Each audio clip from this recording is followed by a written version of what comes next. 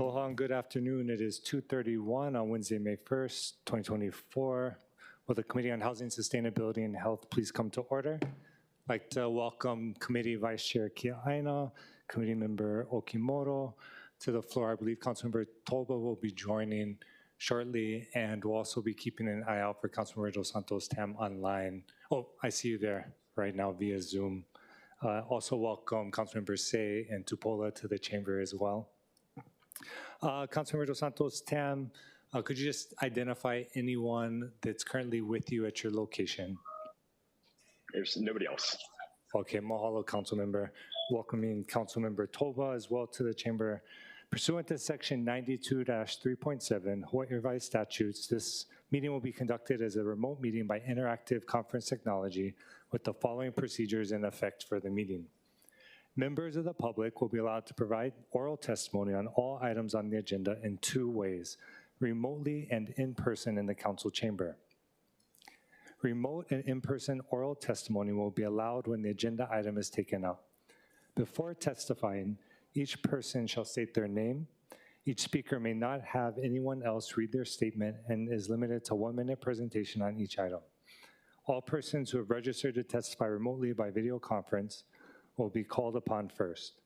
When your name is called, please monitor your screen and activate your audio feed when prompted. I will then give persons who have not registered an opportunity to offer testimony. Please utilize the raise hand feature in Zoom to be called on. For those joining us by telephone only, please press *9 to indicate your desire to speak. I will identify you by the last 3 digits of your phone number. When your number is called, please press *6 to unmute yourself when prompted.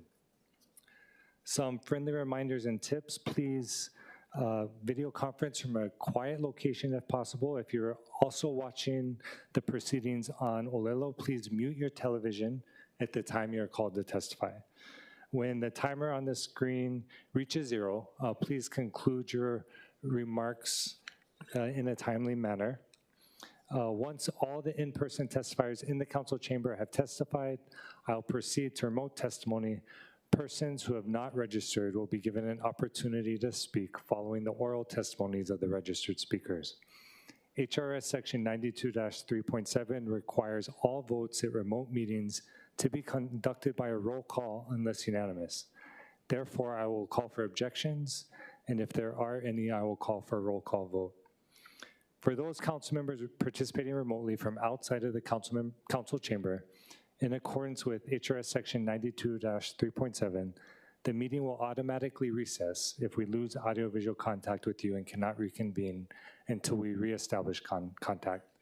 Therefore, please announce beforehand if you will be voluntarily signing out of the meeting. Written testimonies, including the testifier's address, email address, and phone number, will be available to the public as described on the posted agenda. As a courtesy, please turn off all cell phones for the course of the meeting, and we'll go to agenda item number 1 for action, resolution 24-113, accepting a gift of travel and related expenses valued at $1,898.25 to the city from the American Association of Motor Vehicle Administrators. I believe we have Program Administrator Yagi present. And Administrator, if you just wanted to come up, identify yourself, and then maybe just give a brief description of the activities that'll be going on.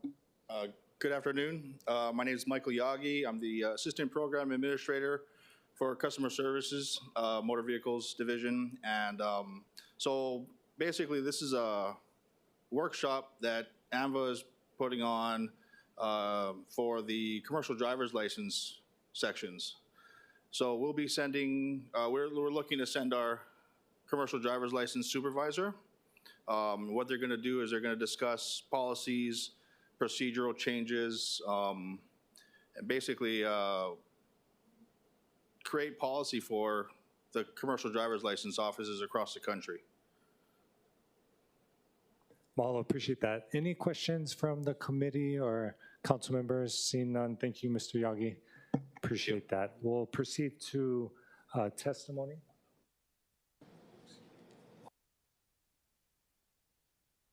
My apologies, members. We also have a posted proposed CD1, OCS 2024-0434/4/24/2024, posted at 5:08 p.m., submitted by myself. For your information, those amendments are listed on the agenda.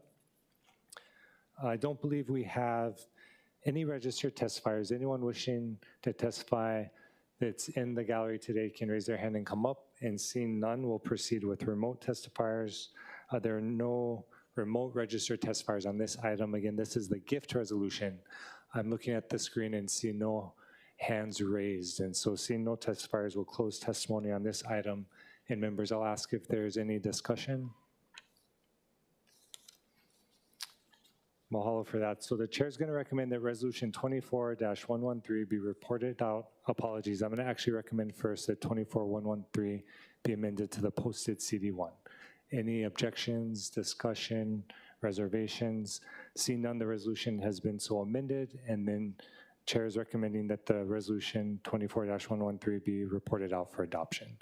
Any discussion, reservations, or objections to that? Seeing none, so ordered.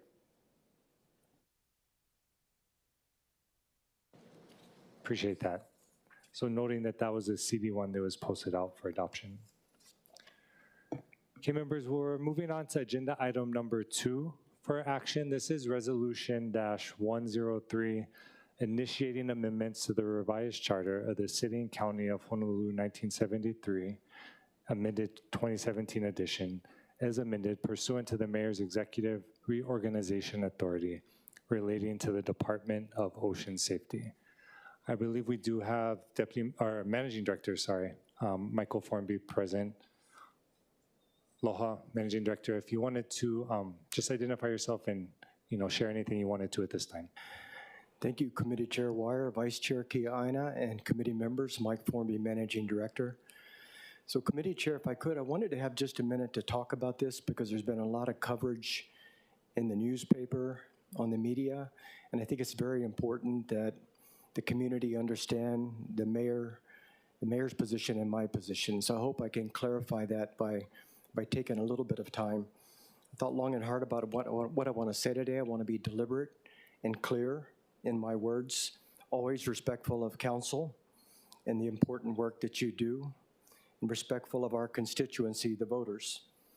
The truth is, though, I don't understand all of the coverage and all of the discussion that is happening about the intent of the city and the mayor's office to move forward with the Department of Ocean Safety. Just briefly, this issue has been around a long time. It precedes this administration. Back when I was at the city from 2013 to 2016, this was an issue. And this administration received a resolution from this council, adopted 8-0, 1 abstention, Carol Fukunaga was not present, supporting in 2021 that the mayor exercise his powers under 4-202, the mayor's reorganization power to stand up a Department of Ocean Safety. And that resolution was submitted by Councilmember Suniyoshi. And we took that passing of the resolution from this council seriously. And we thought long and hard about it. And in 2023, the mayor in his State of the City announced that he wanted to form a task force to weigh the pros and cons of a standalone department. And that task force was stood up. The mayor and I attended the first meeting, and we attended the last meeting of that task force. And we received the recommendations of the task force, which are now posted online at the HESD website.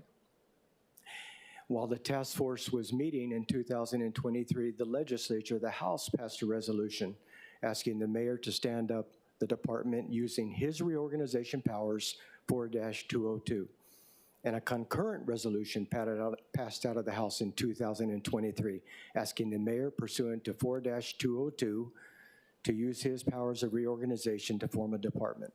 All of that weighed on our decision after the task force made its recommendation, and that recommendation was unanimous, to stand up a Department of Ocean Safety. And in 2024, in the mayor's State of the City, he announced his intent to do just that. So here we are today. It seems like everybody is in alignment. The council, The legislature, although they really don't have a direct say, but they've indicated their policy preference. The administration, the Department of Ocean Safety. We believe the best thing to do is to drive execution and get it done. And we can do that pursuant to the mayor's powers under 4-202. What the mayor cannot do, and what I don't think everybody in the public understands, is he cannot appoint a commission to oversee a department, but the voters can.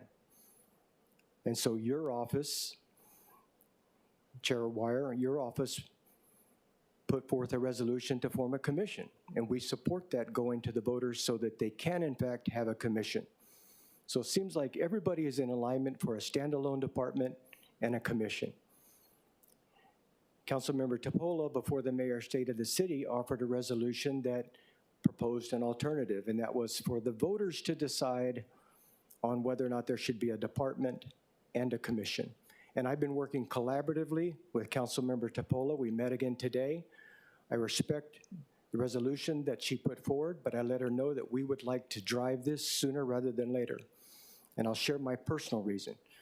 Because I've known for the 3 years and 4 months that I've been in this job that it matters to first responders to have a seat at the table.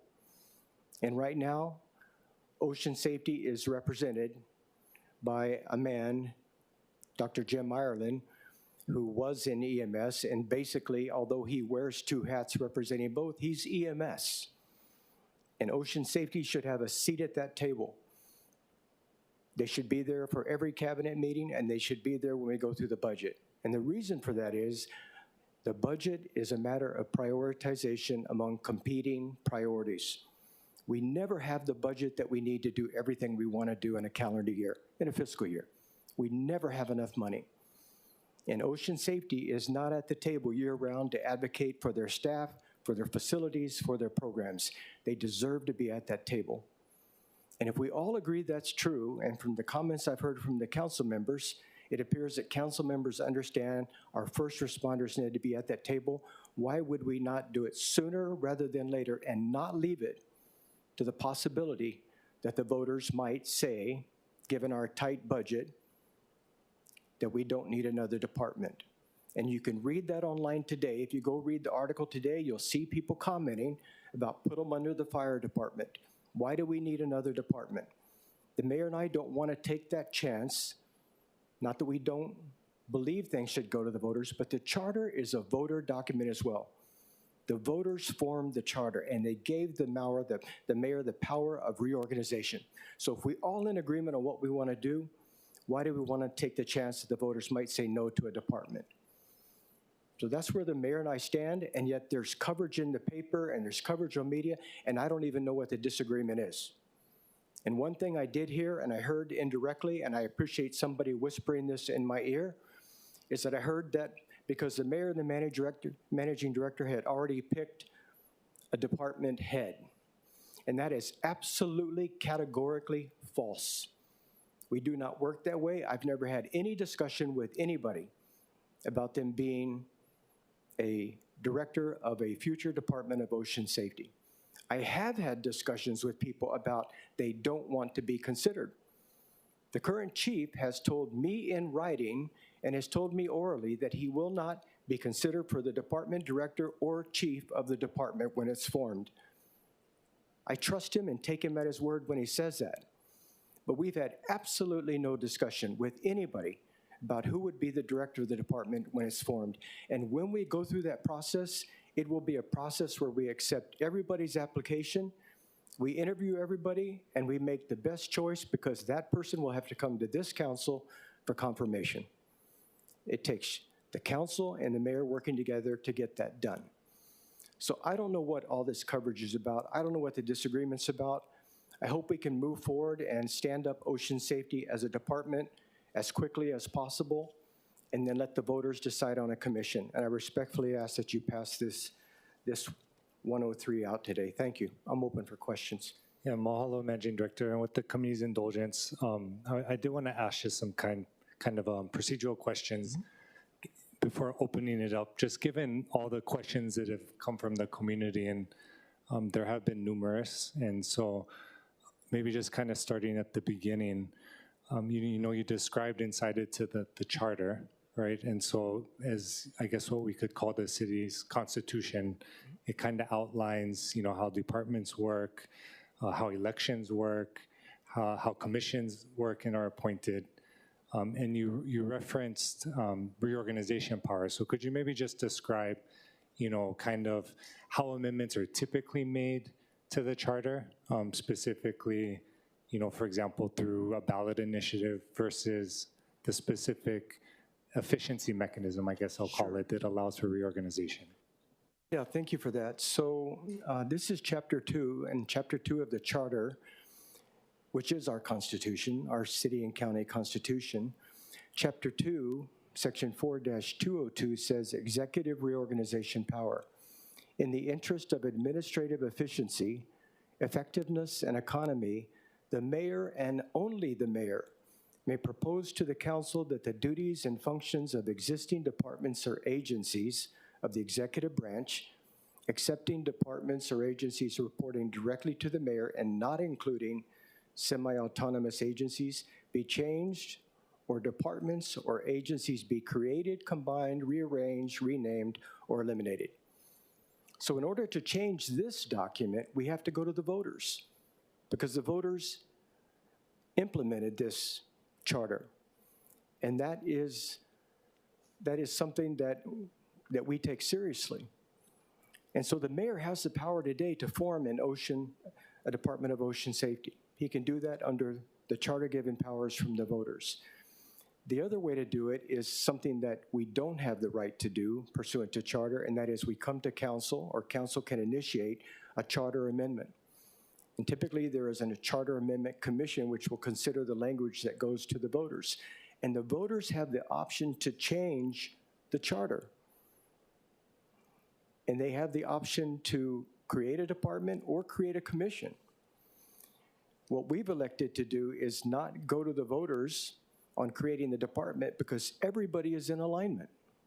If we had one person standing before us saying, we do not think there should be a Department of Ocean Safety, if the council voted, no, we don't want a Department of Ocean Safety, then we might say, take it to the voters. But everybody's in alignment on this. So we want to do it pursuant to this charter power, and then you put forth a proposal, and so did Councilmember Topola, to go to the electorate on a commission. And that commission would have the right to provide oversight of the department. So to me, there are options on how you can do it, but both come from the voters, that is the mayor's reorganization power, or putting it to the voters. One is faster and one is no risk.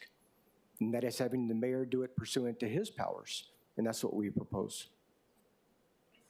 Okay, and I appreciate that. And I think too, just understanding, because all these are before the council in the form of resolutions, but that's of course the title of the document and the document that we vote on, right? We could vote on a resolution or a bill, but in terms of the ballot charter questions, those are questions attached to resolutions, and if passed out of council, could be put on the ballot for the entire community to vote on, to decide if they want to amend the charter for the city, right? And then, of course, we have Resolution 103 that we're talking about now, which is notice from the administration that you folks are okay creating a department and want to go ahead and do that. Is that an accurate statement? No, we have been, yes.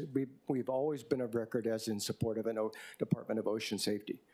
And the only difference between the original resolution that Councilmember Topola proposed and our resolution is we would do it pursuant to the mayor's power of reorganization, no risk, guaranteed to happen. In Councilmember Topola's original reso, and I think she'll speak for herself today on what she's proposing to do, it would go to the voters. And I can tell you, if we all know what we want to do, I don't know why we would take that risk. When Councilmember Elefante was on this council, he proposed a resolution, a charter amendment, that we increase the set aside for affordable housing. And we all thought affordable housing is one of our universal priorities. Everybody wants more affordable housing. All the voters want more affordable housing. And it failed when it went to the voters. And the risk of putting the formation of the department to the voters is that, God forbid it fails, the mayor is not going to come back against the will of the voters and form the department. So if we know what we want to do, we should move forward with intent, deliberation, and get it done. And that's what we believe.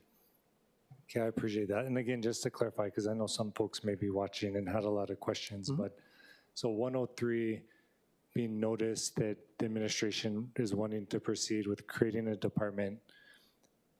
The reason, it sounds like the reason you're saying there's no commission in that restructuring is because that's not something you're allowed to do under the charter. That's something that we'd have to put out to the voters for them to decide. That's correct. Only the voters can form a commission with oversight authority, because typically on a department that reports to the mayor, we get to appoint the director and the deputy director. When you form a commission, and I know your reso says it, and Councilmember Topolo's reso says it, that commission could have the power to appoint a director that then sits on the mayor's cabinet. And that's up to the voters. And if the voters decide to do that, we support that as well. So honestly, I don't know why all this coverage in the paper. I keep reading the articles and I keep thinking everything they say in the paper is what we agree with. Okay. And then one more question, then I'll open it up to members, and then I'll ask, because I have some other questions from the community, but mainly wanted this to be helpful because when we hear testimony,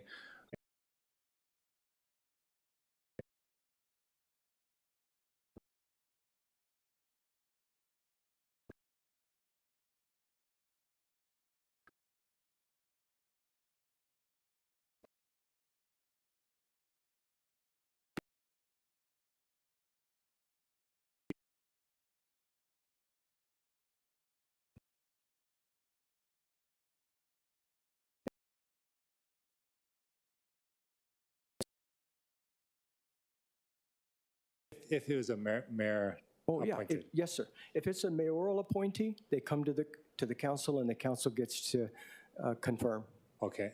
Just asking because that question came up a lot too. So Okay. essentially, if it's the difference between a director or a commission, essentially, mayor would appoint either commissioners or a director, depending on the structure, and then both would come to the council for approval where folks could testify. That's correct. Okay, mahalo for that. Councilmember Tupola. Thanks so much, Chair. And thanks for going slow through that. I think that was super necessary. And just for clarification, because I'm getting a lot of texts like, what's going on with 2450? So for clarification, we know that we're moving in the same direction. And I think ultimately what we really want is transparency. We want to make sure there's a public process. The administration has now said openly they're not opposed to having the commission appoint the new head, which is what everyone was concerned about. So I think with you saying all the statements you said today, I hope that gives the public confidence that we're all trying to move the same direction. And we hope we can, because if we have one more vote on 2450, then we're done. We'll see it on the ballot. We can engage with the public, make sure that if the commission goes through, that this process that everyone wanted will happen. And your administration will have to work in the interim to kind of put pieces together, which will still take a process. So it's not going to happen overnight, but then the process will start. And I think both sides will be appeased. Immediacy will happen, public input will happen, transparency will happen. So thank you so much for listening this, and thank you, MD, for being here. Thank you. And Chair, if I could offer one more comment that might help. The mayor and I have had no discussion about when a department director would be appointed or when that process would begin. So if 103 passes out and we decide to form the department through the mayor's reorganization power, we don't even know when we would actually appoint a director. They have a current chief. They're functioning fine. We say, no drama, do your job, and they do that. They save lives every week, every month. So we have no intent to get in and disrupt operations, and we've had no discussion about if 103 passes out, we're going to appoint a director immediately, and it's going to be, we have never even had that discussion. Mahalo for that. Any other questions? Councilmember Okimoto? No? Okay. Oh, sorry. Councilmember Santos Tam. Thank you, Chair. I have a question for the managing director. I appreciate your concern about the voters, and specifically what happened with the affordable housing proposal in 2022. It was a very close result. There's about 25,000 votes that were blank. But I think the key missing component here was the public advocacy around the ballot question. And so, MD, you've been around the political process enough. The mayor's certainly been around the media long enough. So my question is, the ballot initiative, to get it over the finish line, it's going to require, I think, some public advocacy, whatever that question is. Is the administration, is the mayor willing to get out there in the public and sell this to the voters to make sure it gets over the finish line? Because I think the public sentiment is out there for it, but I want to make sure, like you do, that whatever the question is, we get it done. So, Council Member, I appreciate that question, and the answer is absolutely. We would never put a vote on the ballot for the voters without supporting it. And the mayor and I have already publicly committed that we will support any ballot initiative to form a commission if that's what the Department of Ocean Safety wants. Absolutely. Mahalo for that. Any other questions from the committee before we go to testimony? Okay, mahalo. So we'll proceed to in-person testimony. When I call your name, please proceed to the podium and begin by stating your name. Just make sure that the on button is pushed and it'll be lit up on the microphone. Let me, in person, yeah? Okay, so we have first Robin Bond Jr. And then if you folks want to be close by, next would be Cecilia Chang and then Kalei Wilbur. Thank you, Council. My name's Robin with Hawaii News Now. I haven't introduced myself that way before, but I'm choosing to do that today. And I'm here to speak on behalf of John Tishjan. And I think that it's important that the Council understand the specifics of what took place. The 16th, I received a phone call from John Tishjan explaining that he had met with the mayor, and the mayor conveyed 103 to him. And as a result of, obviously, John's work with all of this, he pushed back. The mayor told him, F you, get out of my effing office, you're not a team player, and sent him packing. That was on the 16th is when I talked to John. I immediately called my news director and explained to my news director what I'd been told from John, expecting that this would be a big situation. They didn't want to touch it, and they haven't touched it, and no one's touched it. What they did do was fast forward, John got, I believe on the 23rd, John got canned, and then on the 27th, there was an article, I don't know if any of you saw it, but on the 27th, Hawaii News Now decided that they would, and only Hawaii News Now decided that they would put out a statement regarding John had a conversation and it required the police to be standing in front of the mayor's office. That is not true. None of that, I mean, there were police standing there, but I know for Mr. a Bond, fact, understanding that was time, do you have any specific comment on resolution 24-103? Because that's what the committee is taking I testimony apologize on. for getting off track. As far as that, thank you for giving up, or not giving up, but handing it off to someone else to get credit. I really appreciate that. As far as 103 goes, I think it's an absolute sham, because we're going to see somebody that's a yes person working as the director, and we're not going to have the transparency of a commission. And it's going to be something similar to what we've seen in the past. If somebody gets in that position and has the control of the decisions for that department, and all they do is say yes to the mayor, we might as well just put the mayor in that position. Okay. You know, so that's. Thank you, Mr. Bond. Any questions? And just for other testifiers, committee can ask questions. None of them are gotcha questions. It's just making sure we understand everyone's position, because in terms of navigating the process and make sure it satisfies your wants and needs, we need to understand that. So just to make sure I understand, are you saying that you only want a department if there's a commission? Correct. Okay, so if there's no commission, you wouldn't want a department? At this point, if I could wish it, I would wish that we put the brakes on heavy and we don't do anything. We let this work itself out and we get what we want. And I mean, everyone wants a department. I agree with that. The MD was correct, but I mean, at what expense though? If we get that, that's awesome. We get the department, but if we don't have the commission, what's the point? You know? Okay, appreciate your thoughts. Appreciate you sharing. Any questions, Councilmember Tupola? Just real quick for clarity, I'm not giving up. I'm working with Councilmember. I know you didn't mean it, but I'm working with Councilmember Wire so we can take one last vote and make sure there's a commission. And I think we both are in agreement on that. But thank you for your sharing. I just meant the credit. Yeah, thank you. Thank you. Thank you. Seeing no other questions, thank you, Mr. Bond. We have Ms. Chang, and then Calais Wilbur, and then Frederick Booth.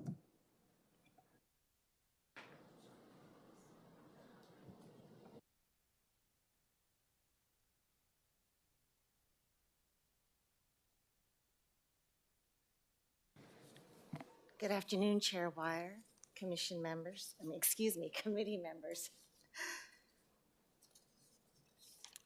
Thank you for the opportunity to testify.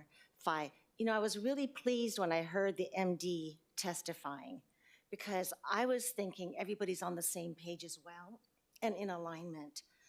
I understand from what I've read in the papers that the task force, the mayor, the city council all want the standalone department. The task force, the mayor, and the city council all want commission oversight. What I do disagree with and why I oppose Resolution 103 in its current form is that I don't think personally, and I'm speaking in my personal capacity, is that a mayor-appointed director is the way to go for a public safety department.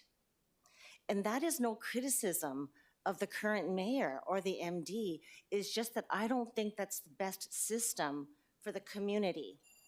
I think that if we did that, it's really just replicating the existing status quo right now. All we're doing is creating, it's almost like a mirror of what's already in place. And without that kind of distance that a 5-member commission of unpaid volunteers can offer, it's really another mayoral appointment. And a mayoral appointee can be replaced every 4 years. That's natural, it's expected. And they are supposed to be answerable to the mayor and pass policies and procedures consistent with his or her vision. That's what appointees do, nothing wrong with it. But there is something wrong with it in my mind when a professional opinion from somebody who's the department head of a public safety department, if they're the department head, what happens when their professional opinion differs with the political perspective that comes with being a mayor? Right? It could be compromised. Thank you, Ms. Chang. Could you just identify yourself for the record? I'm sorry. No, you're good. You're good. I'm Cecilia Chang. Yeah, appreciate that. Any questions for Ms. Chang? Chair Waters, also announcing your presence in chamber. Thank you. Quick question. So what system would, well, currently the mayor appoints the commission. So, and the commission would appoint the director. Yes. And you're okay with that? Yes, and I'm not saying that a commission is a foolproof guarantee that the department will be depoliticized or safeguarded from political influence. But 5 unpaid volunteers sitting on a commission, that's I think it adds the some impartiality, and it eliminates some risk of being compromised or influenced by politics. And again, this is no criticism of the current mayor, but they are elected officials and they need to carry out their vision. They often and typically run for another term, and their platform has to be implemented by the people they choose. Now, what happens though when somebody in public safety is not completely free because he or she serves at the pleasure of the elected person? What happens when that professional opinion differs? That's what it is. And sure, yes, the mayor, by all means, appoint the commissioners, and the council examine and vote and approve, but at least that's 5 people. 5 people from the community whose jobs don't depend on being or staying in an appointed position. It's just a little bit more removed, I think, and I think that's healthy. How do you distinguish with what you're advocating for and say Department of Permitting and Planning, Department of Customer Service, Department of Design and Construction? Should we be creating commissions for each of these departments so that the mayor doesn't have control over that as well? No, I'm just, at this point, I'm just looking at the public safety issue. So like fire department. So should like we be creating a HPD. commission for ambulance as well, their public safety? That might be a very good idea. In a past administration, I was asked by somebody, quietly on the side, hey, is it okay if we have our ambulances, if we have the sirens on? And I said, absolutely it is okay. You decide as the EMS, as being part of EMS, you decide what's best for public safety, responding to, health and welfare of the patients.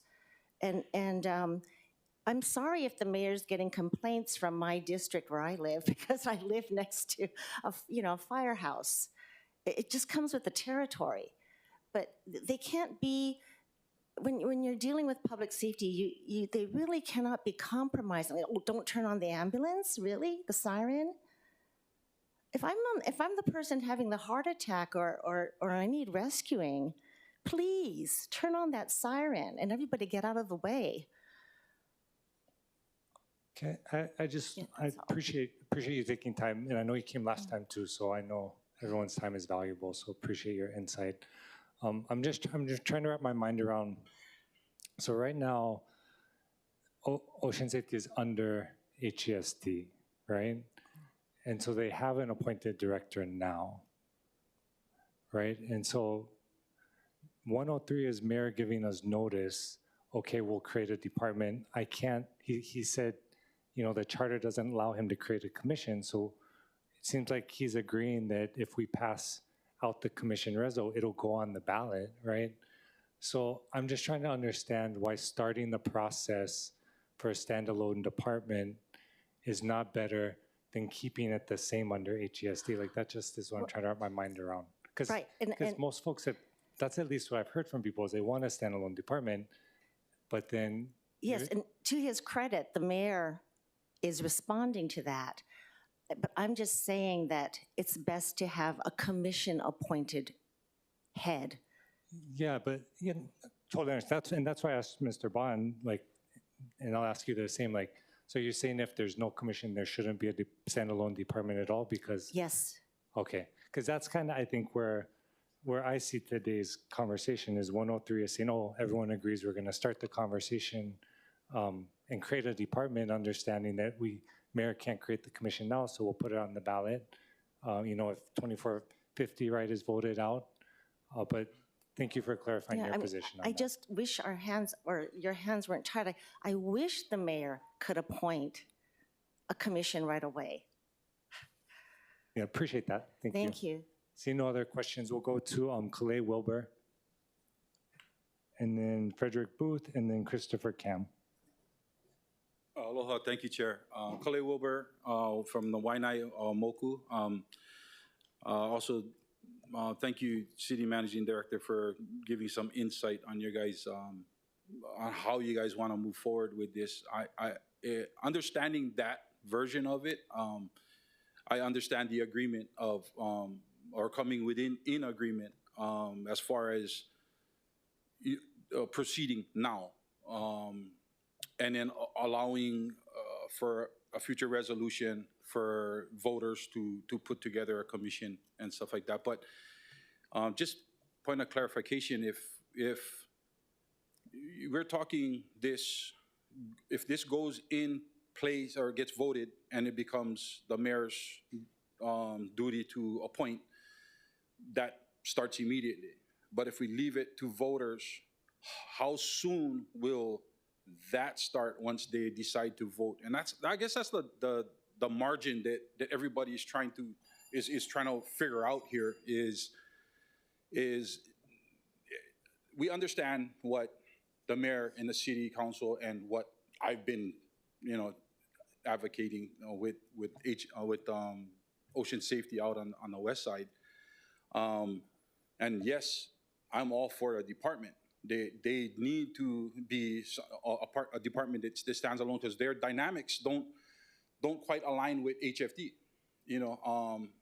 I've questioned HFD on ocean rescues, and I've asked them, because they take credit for all the ocean rescues, and I've asked them, well, how many of those ocean rescues involved ocean safety? And pretty much all of them, but they can't give you that number, and then when I ask again about it, all of a sudden that number disappears, or that, that they don't take credit for it anymore, because it is EMS, and ocean safety is performing those rescues. And it doesn't only go as far as watching a beach. There's countless amount of times when parents don't watch their kids, and kids go under the water. But because ocean safety is doing a head count constantly, kids are saved. Okay, on our side, we have an open ocean. We don't have there's reef there, but there's a lot of big surf and everything. And then, of course, on North Shore, that's a totally different animal. But they also have to do recoveries. And some of these ocean safety guys, so the dynamics you don't have HFD going out there and recovering bodies. Ocean safety does that.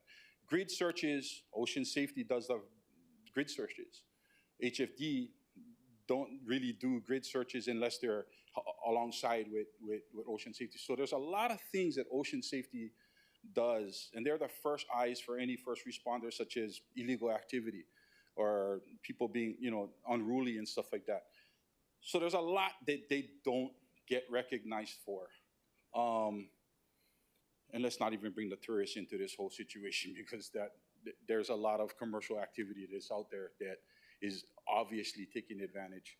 So I'm all for ocean safety becoming their own department and having their own governing oversight and stuff like that. As far as something happening now, yes, I would love to have something happen now, but also with the understanding that was pointed out by a city managing director is that the mayor and everybody is open to the vote. And I hope all the voters out there understand what it was at stake here, because we definitely, ocean safety definitely needs their own standalone department. Appreciate that, Ms. Wilbur. And I'll take down these questions. I think that one has come up a lot, the timing. And so during discussion, we'll see if we'll have managing director answer that one, and then any other ones that folks bring up as well in their testimony. Okay, thank you. Any questions for the testifier? Okay, seeing none, thank you. We'll go to Frederick Booth, then Christopher Cam, then Jesse King.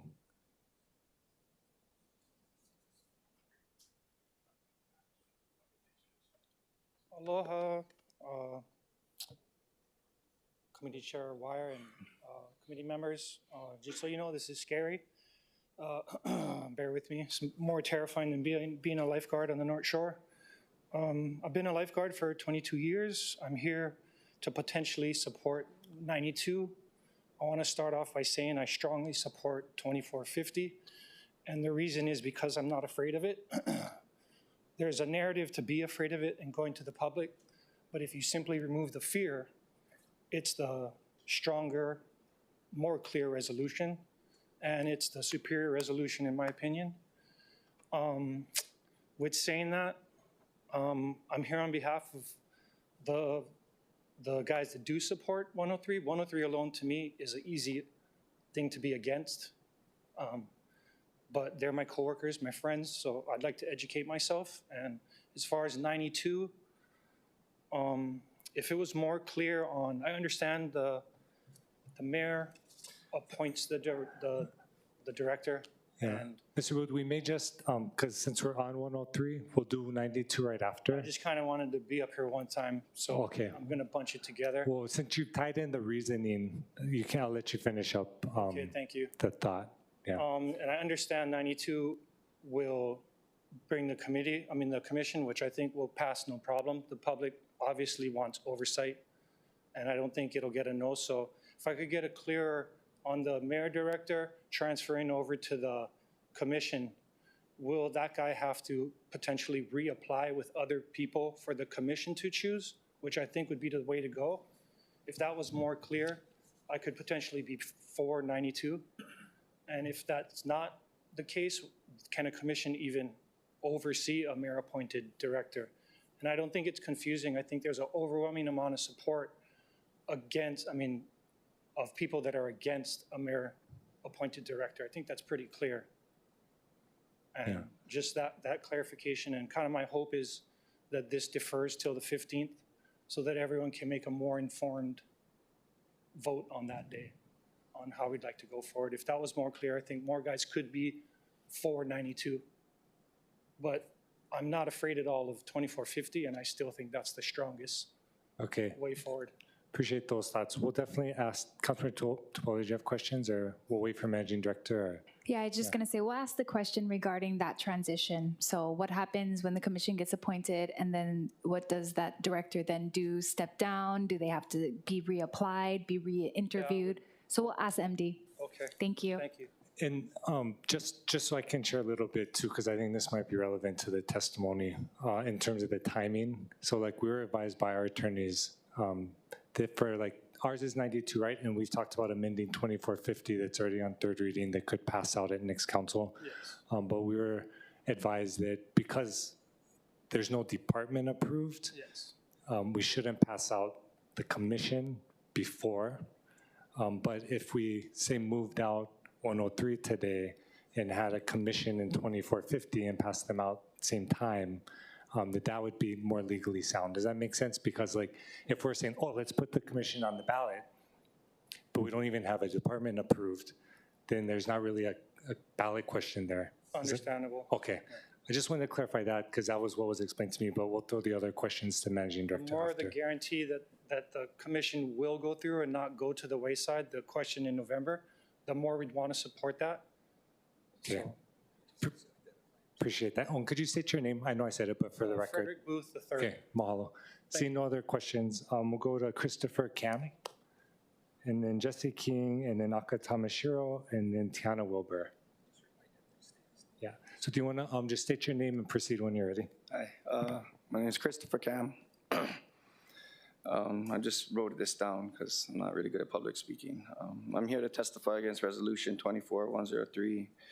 Resolution 24103 will grant dictatorship-like powers with no transparency and accountability over to a director appointed by the mayor who will remain loyal to that person or face being replaced.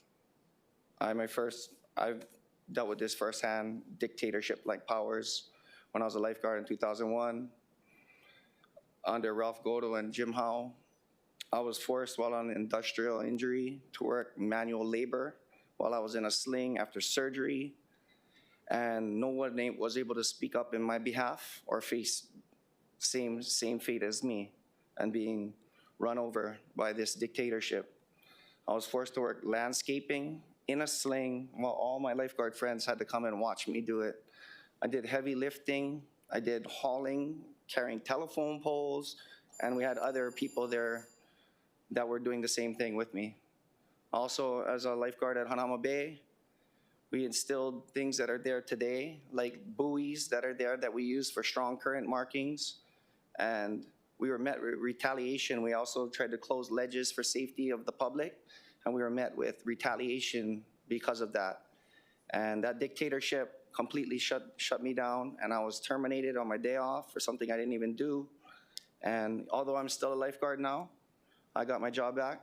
I'm speaking on behalf of this because we cannot let the mayor appoint this. There's no way. These guys were loyal to the mayor and nobody stuck up for me. I had no voice, no nothing. And I was terminated on my day off for something I didn't even do. And there's high-ranking lifeguards right now that were witness to the whole thing, that were there and present at the time. And I was fired and they couldn't even say anything because they knew that they would get terminated too. So I'm against 24103. Thank you. I appreciate that. Mahalo for coming down and for sharing. Any questions for the testifier? Seeing none, thank you again. Thank you. Okay.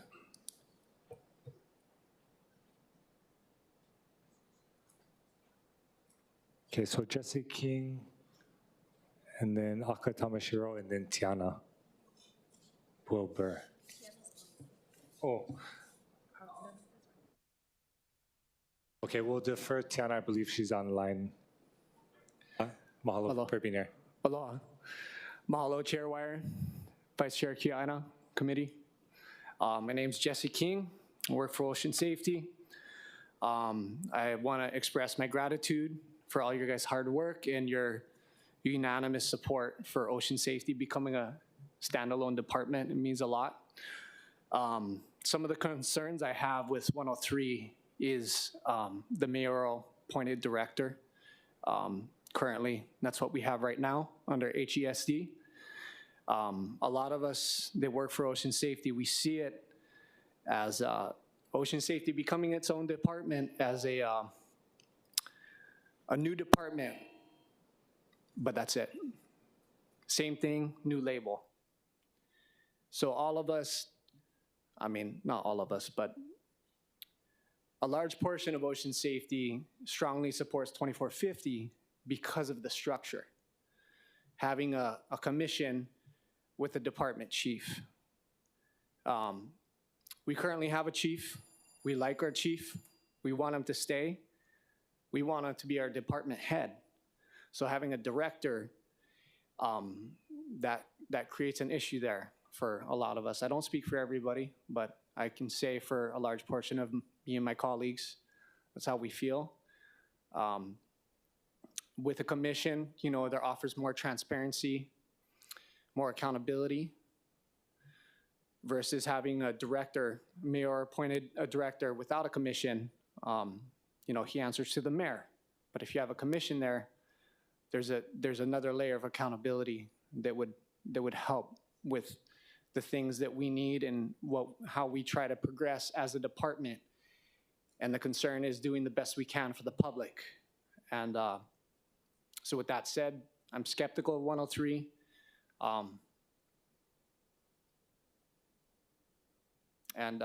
Those are my comments. Thank you very much. No, thank you. Any questions for the testifier? Chair Waters. I thank you for coming today. Not so much as a question. I'll try to form it as a question, but my concern is that you, firefighters, and many of us here have been advocating for and fighting for a standalone department for years. And if we don't actually seize that opportunity and we put it up to the voters, and the voters say no. I know people are testifying saying, hey, we're willing to take the chance. But if the voters say no, that's like going 10 steps backwards, because the mayor and the council would be hard pressed to go against what the voters say and say, okay, now we're going to set it up through the mayor's internal powers. Do you have any comments about that? We understand the risk. There's a great risk of it not passing on the ballot, but to us, the structure is much more important. And when I say us, I mean a lot of me and my coworkers. The structure is that important. I would way rather risk it at the ballot than to have it go through as it is now on 103. Because quite frankly, I'm not comfortable with having a director. We don't know who that's going to be. And we have a leader in our division now that we like. We want him there. And, you know, I think it's much riskier going the route with an appointed director rather than going to the ballot. That's good to know. Because I think I had the same conversation with Kitchen, and he said the same thing that you did, that he'd rather take the chances. But in a sense, we could craft it such that you get both. So right now, if we allowed the mayor to stand up a standalone department and put the question of a commission on the ballot in November, and we craft that question such that the commission gets to appoint the new director.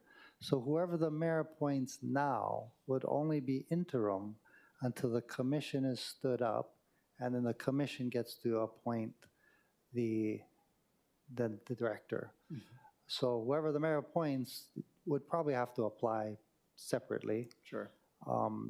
Don't you think that's a safer route to go? Yeah, way safer. And if there was an assurance that that could be put in place, it would be a lot more appealing to a large majority of the workforce. I think that's what we're trying to get to, but it's so important to hear from you folks, to get your feedback. But as one of the other testifiers mentioned, that how long is that period gonna be is probably a concern. Yeah. And maybe that's something that we can hear from the administration, how long that would take, and something that we got to consider going through the budgetary process right now. Sure. Because when you set up a new department, there's director salary, deputy director, staff that work in the office, things of that nature. So, no, this is super helpful. Thank you. Thank you. If I may add one more thing, if possible. Sure. Within our bargaining unit, we did an internal poll asking the question of if you want a standalone department. And it was unanimous. It was 100%. 110 people out of the 220, or 112 people out of the 220 members all voted yes. Then the question was asked if you'd prefer to have a commission or a director. And it was 86% voted for a commission. So I don't know if that's something that's been shared with everybody yet, but just important to note. And that was just all ocean safety personnel chiming in on that. That was in the paper today. Oh, great. Yeah. I need to read up.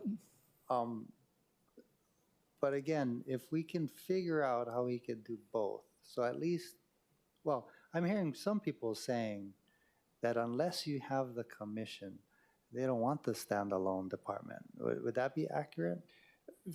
I can't speak for everybody, but a large portion of us feel that way. It's too risky having a mayoral appointed director without a commission. Thank you. Mala. Okay, just to understand, but that would mean it stays the same with the mayoral appointed director, right? Right. So you'd be with so are you saying it's better to be with HESD as a division under mayoral appointed director than to be a standalone mayoral appointed director? I'm just trying to wrap my Yeah. around, but I understand, I understand where it's coming from. It would be better to be a standalone department, no question about it. So I think everybody's thrilled about the idea of having a standalone department. But if we're going to do this, let's do it the right way. And, that was one of the things on my notes that I just overlooked at the beginning because of the nerves. But to me, that's what's most important. I mean, we're on the cusp of history, making us a standalone department. There's no other ocean safety agency that's not under a bigger department umbrella. Look at all the other counties in the state. They're all under fire. We have a chance to do this the right way. And that's the point, is if we have it with a director, it's a new department it's the same thing with the new label. And that's why it's so important to get it done the right way. And somebody said this a while back, but let's take this slowly. Let's do this the right way. And that's what I think we should do. Okay, mahalo for that. Thank you for, Councilmember Sam. Thank you very much. Excuse me. Thank you very much. And my question is basically, which I'm trying to really formulate within my mind at this point in time. First name was? Jesse. Jesse. I personally feel, this is just me, after 3 years, 4 months here, that being part of HESD gives you the flexibility and the freedom to come here. When you create a department, the gatekeeper for all 20 departments are who? Who's the gatekeeper? budget and fiscal services. Because the mayor has to send us a balanced budget. So 3 years ago, you know, we had tough times with COVID, but didn't you folks come to the council to ask for support for the 28 positions? Yes.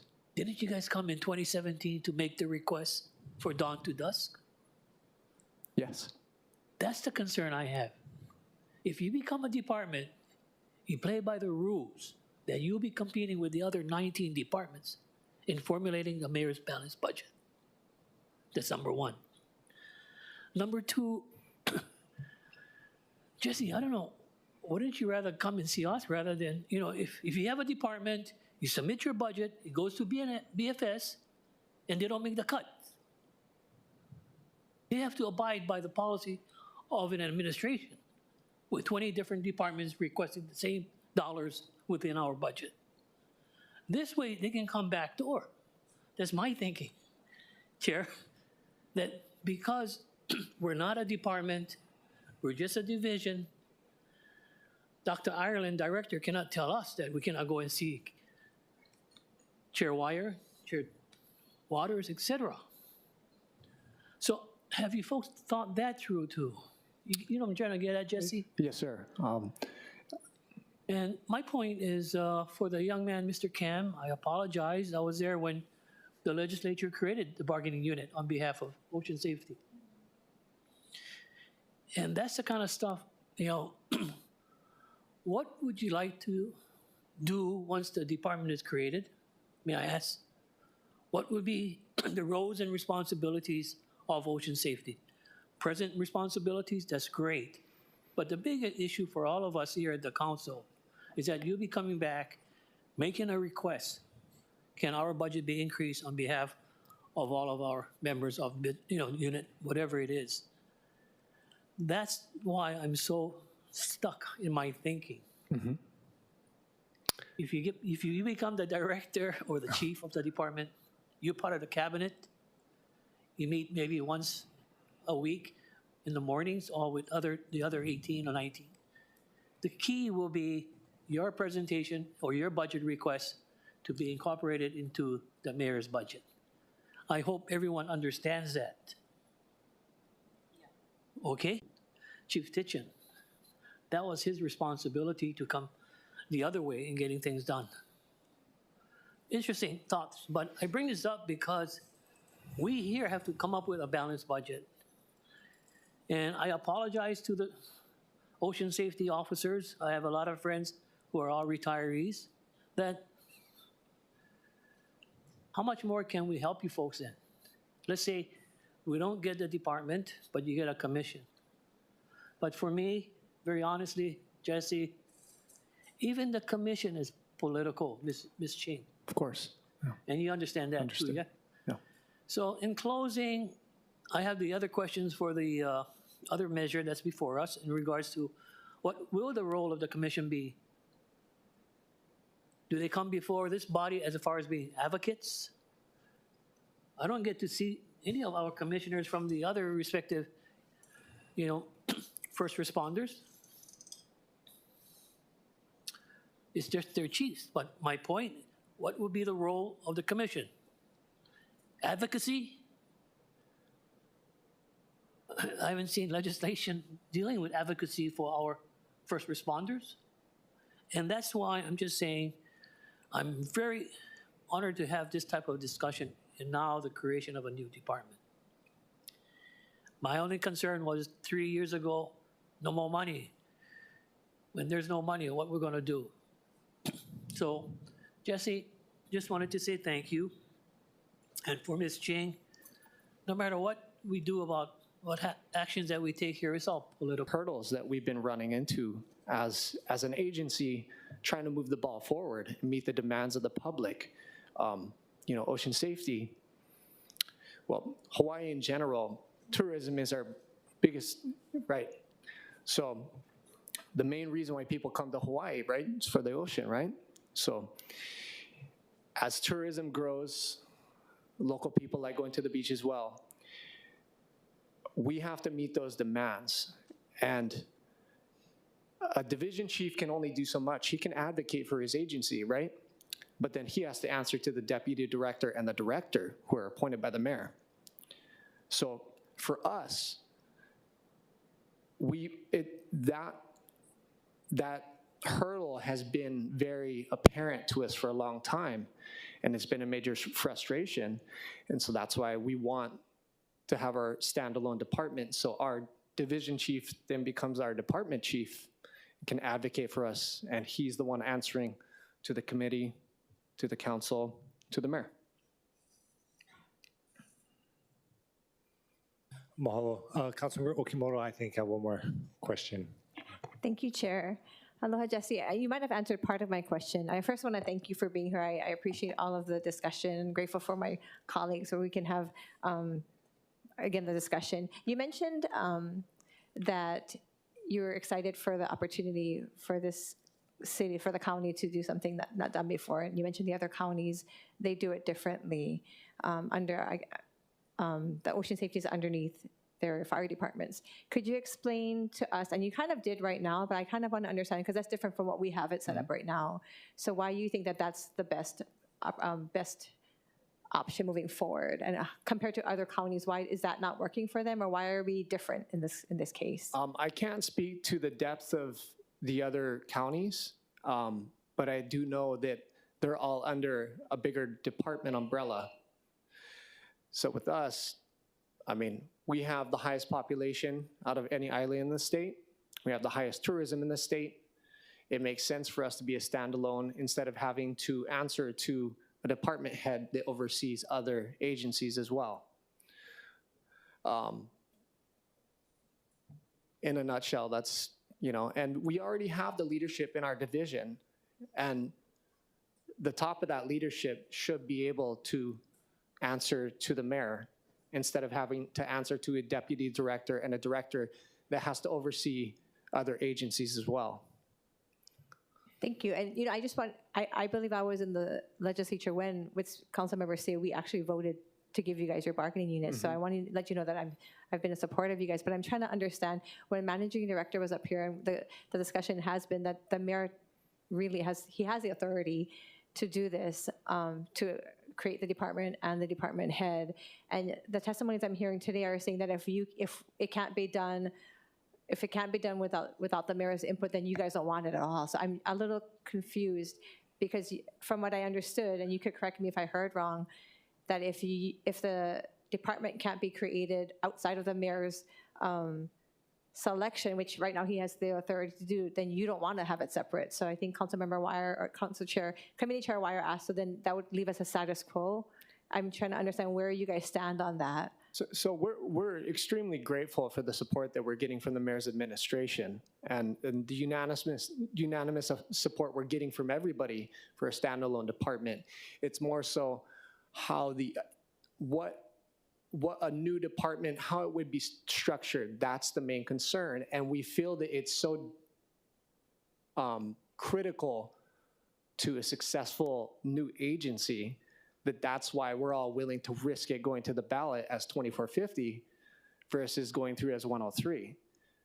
I mean, we all know that there's a lot of comfort and assurance with it being implemented immediately through the mayor's executive power, but we want to do this the right way, and we're willing to risk that because we want it the right way. Oh, I appreciate that. I agree with you completely. I think if we're going to do anything, we want to do it the right way. And I hope that as we go further with the discussion, that it seems like a lot of the discussion is based on current people in positions. But the reality is, as we move forward, when departments are created, I mean, we may not even be here. So I hope that as we start putting things forward, that it's not just based on people right now. I mean, I'm respect to Chief Titchen, who I respect and appreciate, but it sounds like a lot of the discussion is based on him solely, but the reality is that it shouldn't be based on just one person or one commissioner, one body, because we should create it so that it's the right way for our community, because none of us will be here indefinitely. So hopefully as the discussion goes forward, we can make those decisions based on that, not just select people or personnel. Absolutely. And the reason why I think there is so much discussion around the current chief is because there's been so much forward progress in the last 5 years since he became our division chief, and he has he has a long-term plan, and there's been so much vision that's been executed so far, and we have a good path ahead of us, and that's why it's so critical to push this through the right way versus pushing it through the safest way. Thank you. Thank you so much for your input, and thank you, Chair. Okay, thank you. Thank you, guys. Thank you for your testimony. We'll go to Aka Tamashiro. And do appreciate the committee's indulgence. I know we've been letting people go beyond the 1 minute. I think just ensuring that we get all the questions out is really the goal, and so we'll definitely try to keep it on time. If you want to go ahead and state your name and proceed when you're ready. Hello, everyone. My name is Aka Tamashiro. I've been with Ocean Safety for 18 years. I'm currently one of the lieutenants over on the East Oahu. I'm here today to submit testimony in opposition of 103. You know, we keep hearing a lot of people talking about our future, but nobody's reaching out to us. The only person that's spoken to us is our recently suspended Chief Tichin. So that's what prompted the in-house vote, which, like Mr. King explained, everybody is, to answer your question, yes, 2450 or nothing. It's that simple. With the actions that have been happening recently, we honestly don't feel like we can trust the mayor's office. We feel like it's being forced. It doesn't feel right. And to revert back to everybody saying, if it's not going to be right, let's not do it at all. We'd rather stay under emergency services as it is now than gamble and end up going back 40 years. And this is actually planning for not just the next mayor, the next 50 mayors, the next 100 mayors. So we are looking generationally down the road. I've tried to look at this with help from friends in every different possible way. And when you just stick to the timeline and the facts of what we're hearing, it just doesn't seem right and it doesn't feel right. And the resounding general consensus on the beach is no to 103. It's very simple. And like Mr. King said, we appreciate the mayor being willing to try and push it through, but forcing things through usually is not the right way to go. And touching back to Managing Director Formby's statements earlier, everyone seems to be on the same page. Obviously not, because nobody is speaking to the guys on the beach. So we're here now. I'm sorry it took us a little while, but we rallied together and we plan on being here with more of us when it comes down time for you to make a final vote. You know, we have a lot of questions about 103, and now all of a sudden, a month ago, we thought that 2450 was on smooth sailing with no foreseeable speed bumps. And then why is only 103 coming out of nowhere, it feels like? What was wrong with 2450? And if it does come down to putting it out to the public, we feel strongly that it'll do just fine. And if it does not, we are okay with that. Appreciate that. So just to make sure, because I think that's a great question, and at least I think in my mind, the difference is 2450 is putting the department and the commission on the ballot. Yep.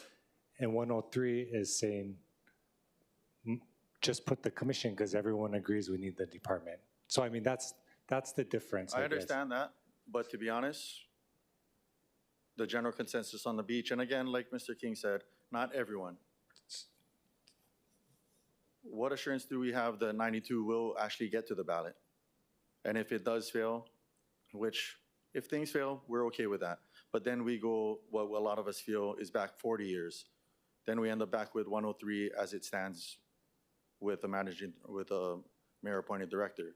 Right. And if we're gonna be under a mayor appointed director, we might as well just stay where we are as emergency services. And Mr. Say, to answer your question, given a department with a commission, we're more than happy to play by the rules of every other department has to. We understand what it's like to be a standalone department. We're okay with that. We're grown men and women. You know, a lot of people put a lot of time and thought into this. And as you can tell by our testimonies, we're not used to coming up and talking to you guys. So it is a little nerve-wracking. And we honestly can't believe that this whole thing has come to this. Like I said, a month ago, we're all thinking the 2450 was smooth sailing, and we're like, hey, right on, unreal. But I think that's the point. Everybody agreed on that. And that's why we're like, oh, no one disagrees that we should make a department. So let's just move forward with allowing the department. Because if 2450 had people opposing it, then we'd be like, oh, we should put it out to a vote because we don't know like what people want. But if we're agreeing that the community and the council and admin want a department, then it's like, okay, well, let's do the department together, but then we can't actually create the commission without letting people vote on it. And we understand that. Yeah. But I mean, you're asking like, oh, why is it coming up? And I think like that's exactly why, because we thought everybody wanted the department, but then now people are saying like, oh, we don't want the department if there's no commission, and that was just kind of like a surprise. That makes total sense. And Yeah. thank you. I think, again, it taps back into who were you guys speaking to?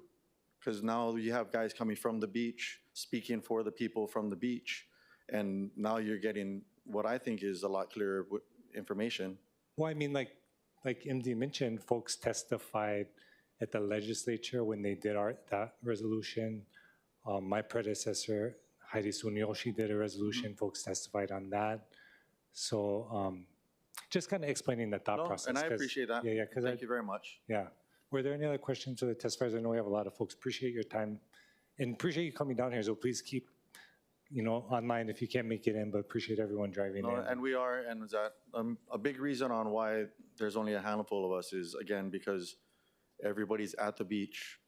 And what it really boils down to, that we always want to continue to hammer home, is all of this is only for us to provide better public safety to everybody that comes to our shorelines. That's our main goal. Whatever the outcome is, lifeguards love being lifeguards. We love helping people, but that's our number one goal for all of this. And I'm sure all of you guys are well aware of that. So thank you very much for your time, and I look forward to seeing you guys soon. Yeah, thank you.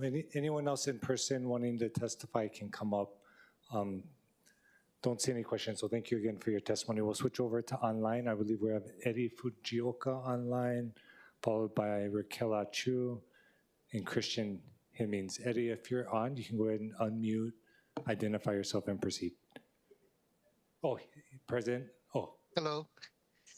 Hi, Chair and members of the HSH committee. Thank you for allowing me to testify. You have my written testimony. My name is Edward Fujioka. I'm a former first responder. I'm here to testify in opposition to Resolution 24-103. Since you have my written testimony, I just want to go into more detail on the importance of the commission. The importance of the commission is to be able to hire, evaluate, and help steer the canoe for ocean safety. Having the selection of a head of ocean safety is critical to the success of the agency. As mentioned in a news article, Chief Titchen mentioned that there are very few candidates out there that would qualify for this position. The commission can conduct a national and global search for the next candidate to get the most qualified person. During my 40 years as a medic, I've seen at least 10 different directors. And the difference between an appointed director and the commission is the commission can help maintain the consistency of the mission of the department. When the mayor's appointees come in, they have their own ideas and they try to implement it, and that takes time. So I'm in support of having the commission, and I'm opposed to Resolution 24-103. Thank you for allowing me to testify. Mahalo, Mr. Fujioka. See no questions from the committee. We'll go on to Raquel Achu, followed by Christian Hemmings. Aloha, Chair. Can you hear me? We can. Please proceed when you're ready. Thank you so much. Wow. First and foremost, I want to really extend my deepest and most appreciative thanks to Managing Director Formby for his statements. He very literally took the words out of my mouth. I've been preaching those exact words for the past several weeks. I've talked to many ocean safety officers far and wide. And I'm very comfortable in my statements and very confident in the position that I'm about to share. It is frustrating to hear some of the testimony today. First, with the first gentleman that brought up Chief Titchen's situation. That's a hugely inappropriate testimony, and I want it on the record that that was inappropriate and unfair. That's a personnel issue, and it should not, I don't want it to put a cloud over what we are trying to accomplish. This department has been something I personally have been working on for years. My family has been a part of ocean safety for over 50 years. My family, my extended family, very dear friends. So again, I'm very confident in that. It seems to me that a lot of the opposition and the skepticism is based on dislike or dissatisfaction with the experiences they have had currently and in the past with the directorship. Being that ocean safety has never been under anything else, it's unfortunate that they've had a bad experience with that management structure. I personally am not affected by directorship or a commission. I want whatever's best for the department. I think saying to have a commission or no department at all is absolutely juvenile and irresponsible tantrum to make a statement of, oh, if we can't have a commission, we don't want a department. I take offense to those kinds of things because we've worked very, very hard to get to this point, and I don't want to see it slip through the fingers because they have an opportunity now. Your council and this administration have been more inclusive and with more public input than any other administration or council that I have ever experienced. And I believe that they have an opportunity at this point to be very part of the process, to ensure that the structure they want, whether in a director or a commission, is met. It's hugely disheartening to hear that they've had such a poor experience, but I think that takes you back to have to look at how that director, chief, and administration work together. And I think it's possible to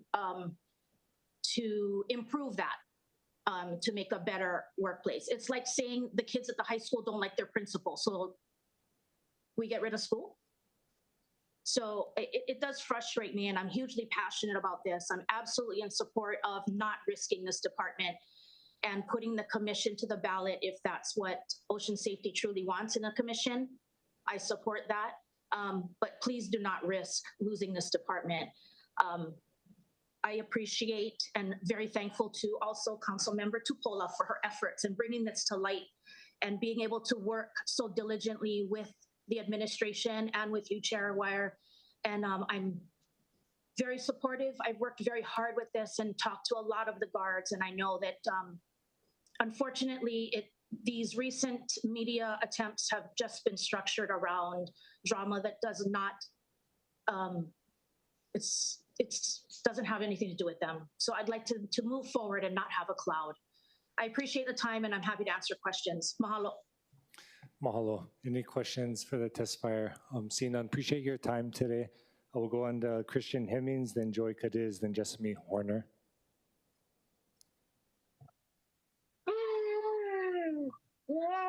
Hello, Council. My name is Christian Hemmings. I'm currently a lifeguard on the east side of Oahu, and I'm testifying opposing Resolution 24103. We recently did a poll within our department. Most of our lifeguards voted for the opposition of 24103 and we're for 2450. We all believe that if we're going to do this, let's do it the right way. If that means we don't get a department right now, we're okay with that. Most of us on the beach are okay with that. We just want to get this structured the right way and make sure that this legacy of us becoming our own department is there for the next mayor and the next mayor, and our department will be strong. Again, my testimony is in opposition of Resolution 24103. Mahalo, appreciate your testimony and time. Seeing no questions, we'll go on to Joey Cadiz. Hello, council members. Can you hear me? We can. Hello, everybody. Joey Cadiz here. I'm a lifeguard on the North Shore. I'm also one of the members who served on the Ocean Safety Task Force. I've also served as a steward for the Ocean Safety Labor Union under HGA BU 15, and I've been an advocate for ocean safety for the last several years.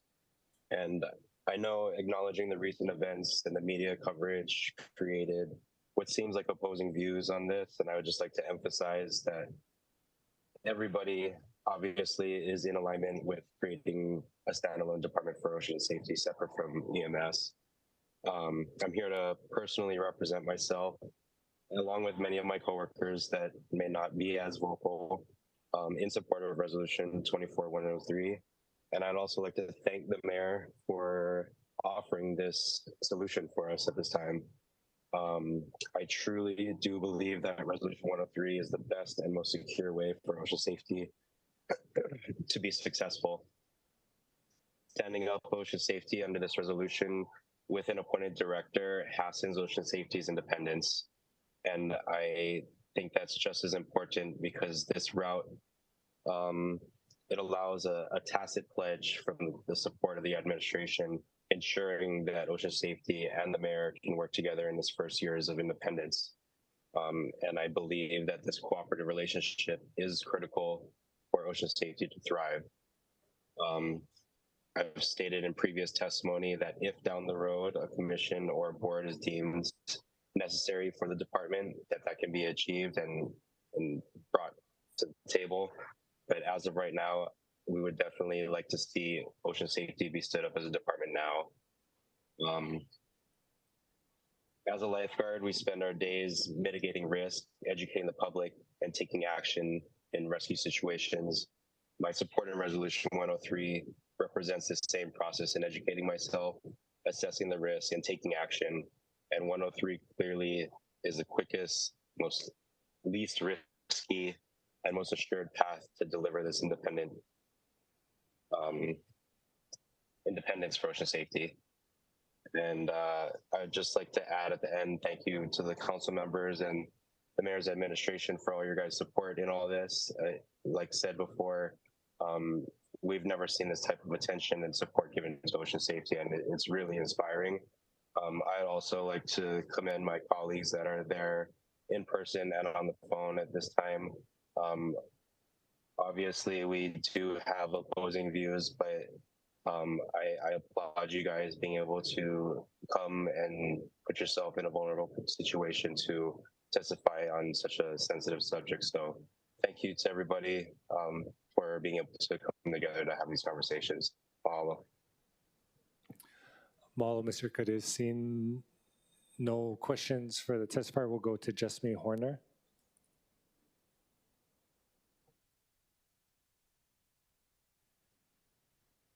Aloha, my name is Jessamine Town Horner. I wish to submit personal testimony in the form of comments. I defer to the lifeguards on the floor that have testified as far as the mechanism. As a longtime advocate for ocean and water safety, representing the perspective of those who have lost loved ones to drowning, I would like to offer my perspective. I'm testifying in support of a separate Department of Ocean Safety overseen by a commission. This process has become very complicated, and I think it is important to refocus on the core mission of ocean safety, which is to perform rescues, but also to offer more proactive drowning prevention outreach and education. The new U.S. National Water Safety Action Plan recommends foregrounding drowning prevention outreach and education at a scalable level to reduce the need for on-site rescues. The current configuration of ocean safety under EMS has not allowed for that more proactive approach, as there's no mechanism for community outreach and community input. With the department, a commission would oversee ocean safety, and it would also allow for more robust community engagement, much like a nonprofit's board members. I also believe a commission would be more responsive to lifeguard concerns, which ultimately benefits the public. The efficacy of drowning prevention efforts are well established, and lives will be saved by educating people before they even get to the beach. The burden of drowning is profound, affecting lifeguards, first responders, doctors, and of course the families of those we have lost. We have an opportunity to make a difference by creating a Department of Ocean Safety with a commission. Thank you for your time. Mahalo for your testimony. Seeing no questions for the testifier. I'll ask if someone is online still by the name Tihani, if you could just identify what item you're wanting to testify on.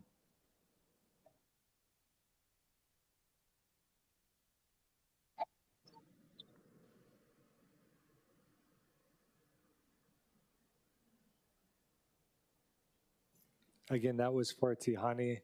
If you're testifying on 103, please identify yourself and proceed. Chair, testifier is not responding. Okay, testifier is not responding. We'll try one more time after. I'll go to phone number, area code 808, last three numbers is 483. If you're wanting to testify on resolution 24-103, can you press *6 to unmute yourself?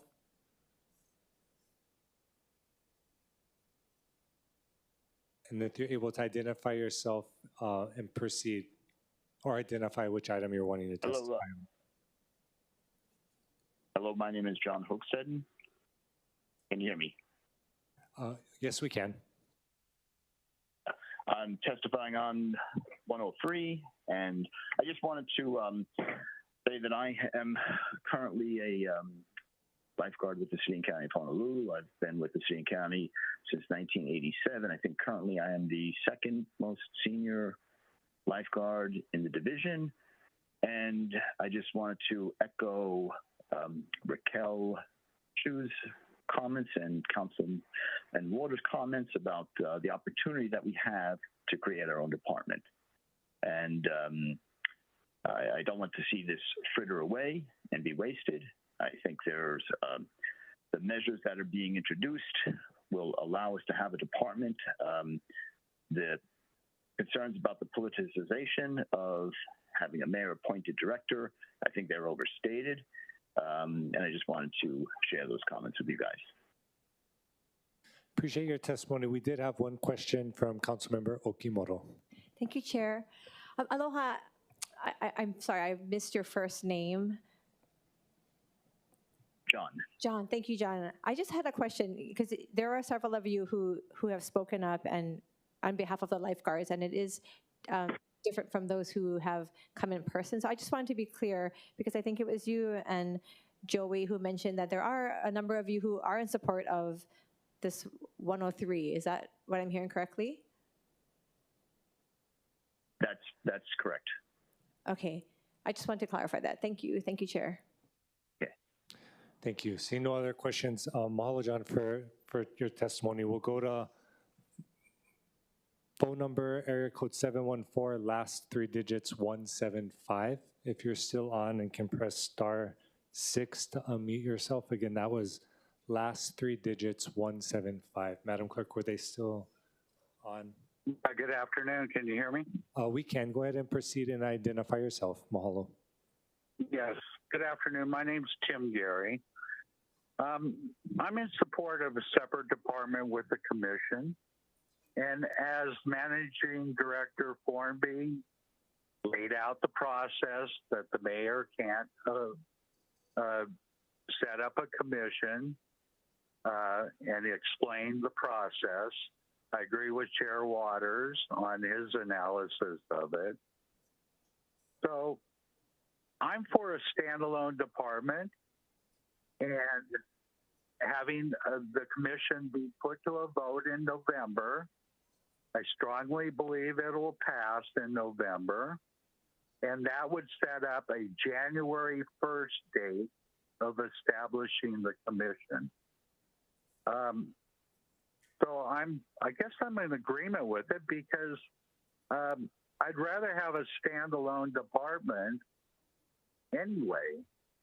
Part of the problem that has developed over the years is a perception of the lack of advocacy from the director that oversees ocean safety. That's where a lot of this rift has come. Ocean safety feels he did not represent them properly. And that's kind of the genesis of why they wanted to be their standalone department. So I'm very sad with what has transpired from all this. It's kind of turned into a soap opera. I respect both the mayor and Mr. Kitchen, and I consider both of them my friends. And I'm really sad with what has developed. And I'd like to offer my services and get both of them in a room and put this to a handshake and cut out with the pettiness that has transpired in the media. The whole question was to get ocean safety as their standalone department, and now it has turned into drama city, and I'm really disappointed with that. So as Formby stated and Mr. Waters stated, Appreciate your sentiments, Mr. Gary. If you could just kind of summarize or wrap up. yes, you all understand my position. I'm in agreement with standing up the department and also with budgeting it as a standalone department. We need to put the money in this year's budget. Thank you. Mahalo for your testimony. See no questions from the committee.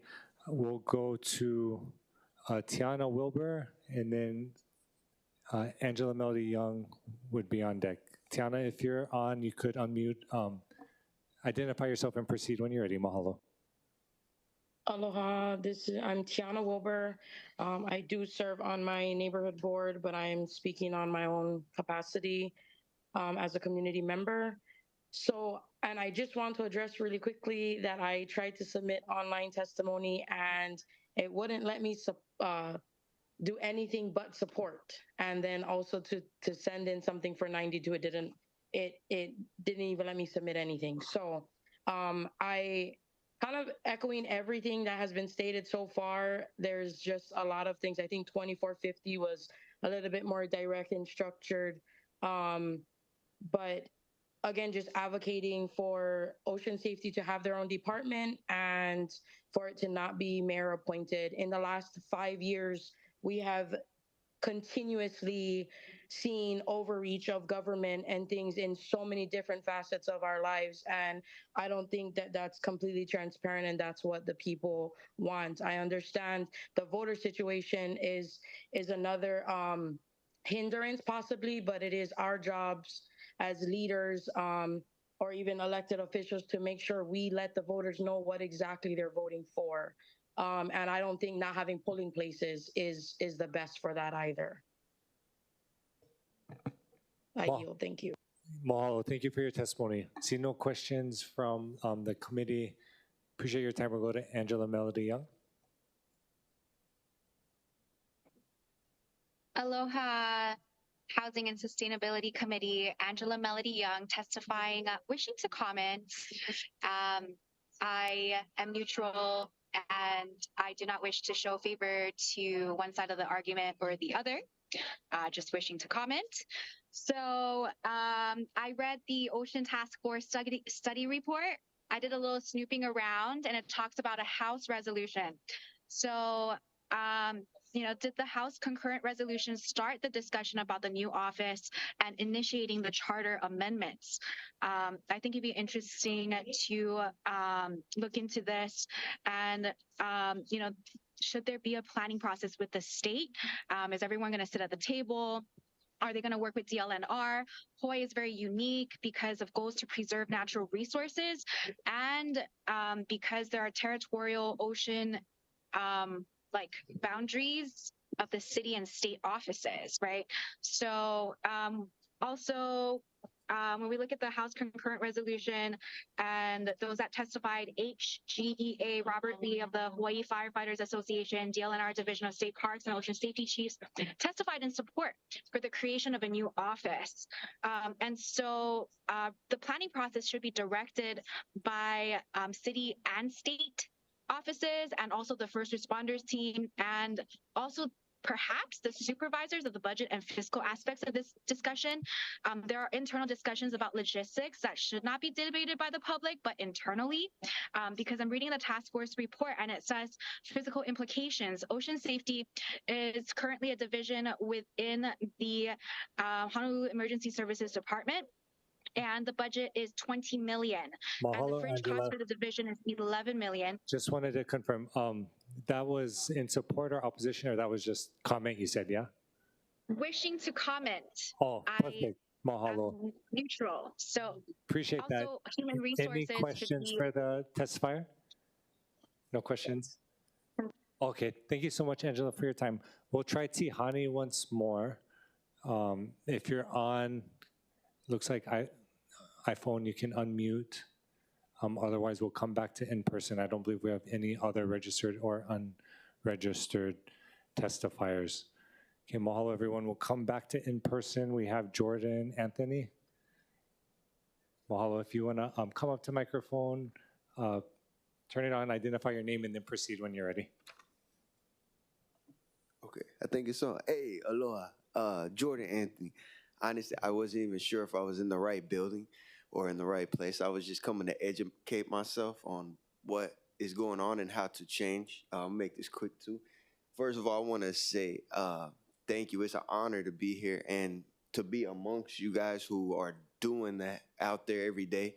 You know, I've served this country and I stand alongside the Kingdom of Hawaii. But before all of that, I put righteousness first.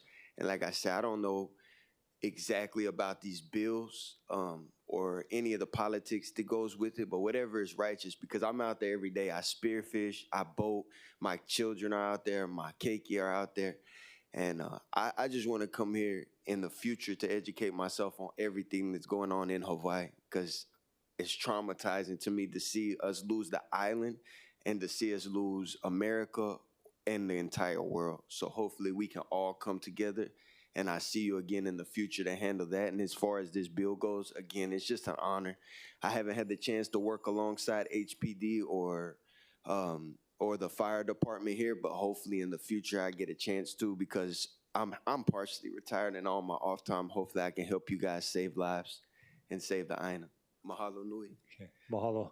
Any questions for the testifier? Seeing none, anyone else in the gallery wishing to testify, please stand up, identify yourself, and come forward. But seeing none, we'll close testimony and go into discussion. I'll just note that my recommendation, given that the nature of it being a reorg reso, even if we didn't pass it out, it wouldn't really have an effect, because you would need 2/3 of the council to reject it for it to not be allowed. And so our inclination was to pass it out today and allow the conversation to continue. But we'll open it up to discussion on questions that we wanted to ask the managing director or anything we need to clarify. Yeah, Councilmember Tupola. Thanks. We'll just ask the one question I think that we said we would do. Managing Director? So I just want to continue to reiterate that, thank you to Chair, thank you to yourself. We're gonna work together. So we're saying that publicly so that everyone knows we're moving in that direction. And I would agree that maybe granularly we might have differences, but broadly we don't. So the question that was asked by one of the testifiers was, what do you foresee with the timeline? And you guys have done a lot of commissions. You've stood up the Preservation Commission that we never had for a while. So could you just let the general public know, if it passes in November, what do you foresee as the timeline of appointing the commission members and getting a chief appointed? Yeah, thank you for that question. So I can't give you a specific timeline, but I can tell you that we'll move as quickly as possible once the voters speak. And by the way, I'm very confident that if the voters get a question of whether or not to form a commission, they will pass that. I believe it. And we'll move very quickly. So I need to talk to Corporation Counsel to see what specific rules might be necessary to do that. But I just think we're not going to drag our feet. We're going to do it as quickly as possible. So if we can do that in 1 month or 2 months, we'll get it done. Thank you. And I think that should give a lot of people comfort to know that you guys are trying to do it as quick as possible. Secondly, Councilmember Waters mentioned the budget, which that's something we all have to take into consideration. We're actually almost done with this year's budget, so we'd have to take that into consideration for next year, which would give you guys time to outline what more the department would need. And at that time, it might be the exact same time the commission is choosing a chief. So it could align in a good way. And to your point, Councilmember Wire, I do think that's why I didn't want to sever the reso, is because we didn't have a department being suggested. So you can't just sever it and suggest a commission for a non-existent department. So I was kind of waiting to see if it was actually going to come to reality, which it is. So I do think that the sewing together of it would be great. And I hope that we can take final vote in May for all of this. Thank you. Appreciate that sentiment. Any additional thoughts or questions? Okay, mahalo. And share those sentiments. I think that I'm hopeful that it seems like everyone is on the same page in what they want to see come out of this process. And it's just the mechanism to get there, and understanding that, there has been a lot of work over the years on creating a separate ocean safety department, and just want to acknowledge the work of those in our community, my predecessor, of course, the community members and the lifeguards every day that are out there serving our community, because I think ultimately that's what this is about. It's about both better protecting our community and also supporting our first responders that are out there, on our shores and in our waters, protecting our community. So I am going to recommend that 24-103 be reported out for adoption. Any discussion, objections, or reservations? Okay, hearing none, so ordered.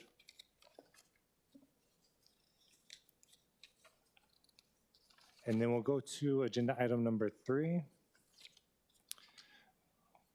For action, resolution 2492, initiating amendments to the revised charter of the City and County of Honolulu, 1973.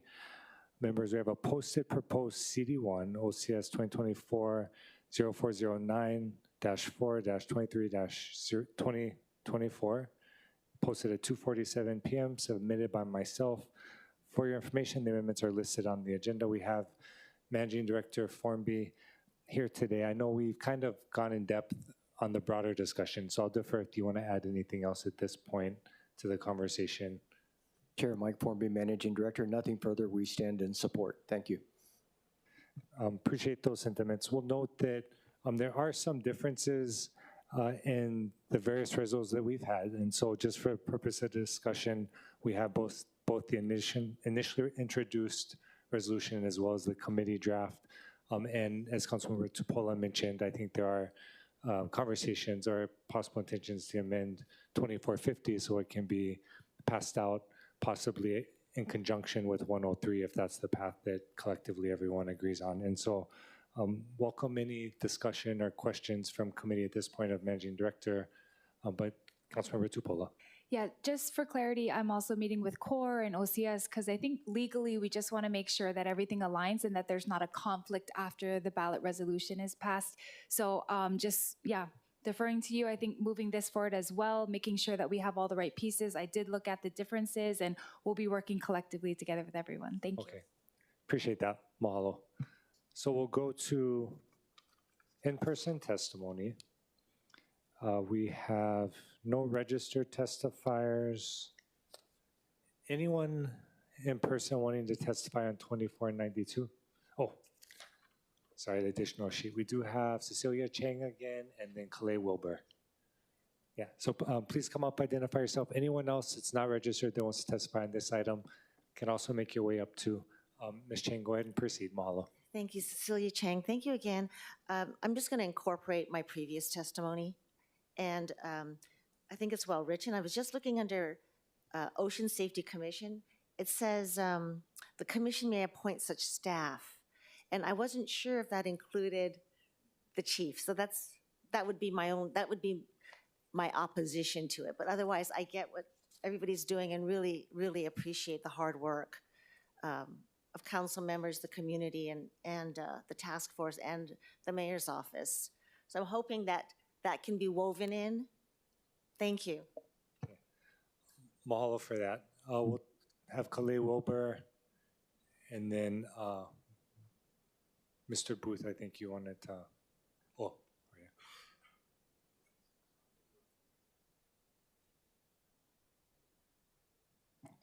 Hello, everybody. Akatamashiro once again. When 92 first came to our attention, it seemed like a really nice happy middle ground. And when we were under the impression that it was a third option, I think it seemed like, oh, okay, let's meet in the middle, like most negotiations usually end up. I think what scares myself and majority of everyone that I've spoken to at work is that it's attached to 103, and that if it goes to a vote then and fails, then we're back with 103 again, which is the large sentiment, biggest fear. So thank you very much for trying to kind of meet us halfway. I do acknowledge that and appreciate it very much. But again, the fact that it's attached to 103, and we understand why, especially after you explained to us earlier, that's where a lot of us have opposition to it. Thank you. Mahalo, appreciate those sentiments. Mr. Wilbur. Kalei Wilbur, thank you again, Chair, for allowing me to come up and speak again. The big question, and it's been mentioned by just about everybody's transparency. I know City Managing Director mentioned earlier that there was, prior to this becoming an actual reality or close to it, they've had sit downs or they had meetings or there was no shows. He mentioned something about a sit down and then nobody showed up, but a lot of it is disbelief where, I mean, growing up in Hawaii and stuff like that, there's a lot of false hope. And when these carrots get dangled and we're like, I'm not gonna buy into it. And then all of a sudden when it comes close to reality, it was like, wait, what happened? You know, such as the gas cap, right? You know, everybody didn't realize what that was gonna come about. But again, you know, getting to the reality of it and transparency, is there a possibility where City Managing Director, the mayor, can have a sit down with ocean safety workers and leaders in that, and then have a meeting involving just them so they can get full clarification and the ramifications of us leaving it to the general public to decide the fate of this department. You know, whereas if the mayor steps in now and they're still willing to, you know, they're in agreement along with council to create and have this oversight and having the directors over their own department and just have that full transparency and understanding that hopefully by next February, if it does get, you know, put into place with the 103, by next February, the oversight will be fully in place. The department will be fully functional on their own and given enough time to submit their budget by next fiscal year. And then this is where I asked for a point of clarification in the beginning, as far as the full ramifications of how the process is. We talk about today for something we want tomorrow, but it ain't gonna happen till next year. So that's what everybody kind of fails to understand, how budget process and the whole resolutions that you're talking about here. But I mean, that's suggestion. If that be possible, if the city would like to sit down and actually talk with their workers and I'd just like to say, how's it, Ocean Safety? I know you guys are all listening in on this, and good job. Thank you for your service. Thank you. Mahalo, those recommendations are well received. Yeah, Nick, Mr. Booth, if you want to come up, testify. Aloha. Hopefully I got rid of some of the nerves. Perfect. I just wanted to clarify, we are aware that a commission is still some politics, but it's less. And I want to say that it's critical that we get a commission. That's kind of what I'm fighting for. And as a lifeguard, this isn't personal. We deal with preventative action, so it's nothing personal to the last mayor or this mayor or the next one, but a commission is nationwide best practice. Mayor director to the commission director is clarified more. I think we could get, that could be attractive to a lot more lifeguards. And I just kind of wanted to clarify that. Mahalo, appreciate that insight. He did, I think, yeah. He never did. Oh, could you also state your name for the record? I'm not sure if the clerks caught it. Yeah, apologies. I know I said it, but Frederick Booth. mahalo. And then anyone else wishing to testify, yeah, please come forward. Yeah. And then, yeah, anyone left can just line up and then proceed after the other and identify yourself as you wish. Aloha. Chair, committee, thank you again. So I wanted some clarification about the process. Kudos to Raquel. She educated me a little bit on the process through the city council. And if Resol 92 were to proceed forward, how many hearings or process, how many committee hearings are there before it would be passed on to the ballot in November versus 2450? And, And I will answer that just 'cause I know folks might be watching too. So it's a similar charter amendment as 2450. So it would still need to go through 2 additional full readings at council. So it could potentially be on agenda at the next council, then would come back to committee and then go back to council. And so that's just so everyone that maybe is coming out to testify is aware too. So my inclination was probably to pass it out unamended, and then we can work on language on 2450, continue to take input. If there's a reason to use this one, we can look at additional language. Yeah, with 92, it's appealing middle ground for all of us that are headstrong about a commission. We wonder if it's compromising the viability of 2450, because the commission is a key component for a lot of us. So I just wanted some clarification on that. No, appreciate that. And could you state your name for the record as well? Jesse King. Perfect, mahalo. Thank you. Seeing no questions, we'll go to the next testifier. Robin Bond. I just wanted to clarify, I am not an employee of Hawaii News Now. I'm a credentialed person. I have a badge from them, but I do not receive a paycheck or any payment of any kind. I've been working with them for decades now, but it's because I like their reporting and I believe the people that are behind what they do. And I just wanted to make sure that everybody knew that, because I was told that I was portraying myself as an employee and the voice of the station perhaps, and apparently the news director is getting a lot of phone calls about my statements. It was my intention to have that take place because I think people need to talk about this. And we don't have John Tichton any longer at the table discussing anything because he's been put on administrative leave. And he has, for up until now, he's had a lot of answers for us, and he's no Appreciate longer that. here. Did you have any testimony specifically on 2492? Nope, I'm good to go. Thank you. Okay, mahalo, thank you for your time. Anyone else wishing to testify in person can come forward. Seeing none, we'll go ahead and go over to remote testimony. We have Sarah Fairchild, Eddie Fujioka, and Raquel Chu. Ms. Fairchild, you can go ahead and unmute and proceed when you're ready, identifying yourself. Mahalo. Aloha, I'm Sarah Fairchild. I just want to thank all the lifeguards for everything you do, and I too am sorry that you've been dragged through this process for years.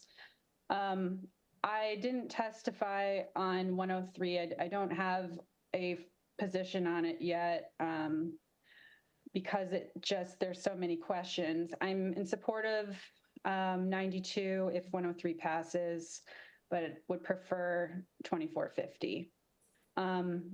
Following what an earlier gentleman said, I think it would be good for the mayor to have a sit down with the lifeguards at this juncture and have more of a conversation about this.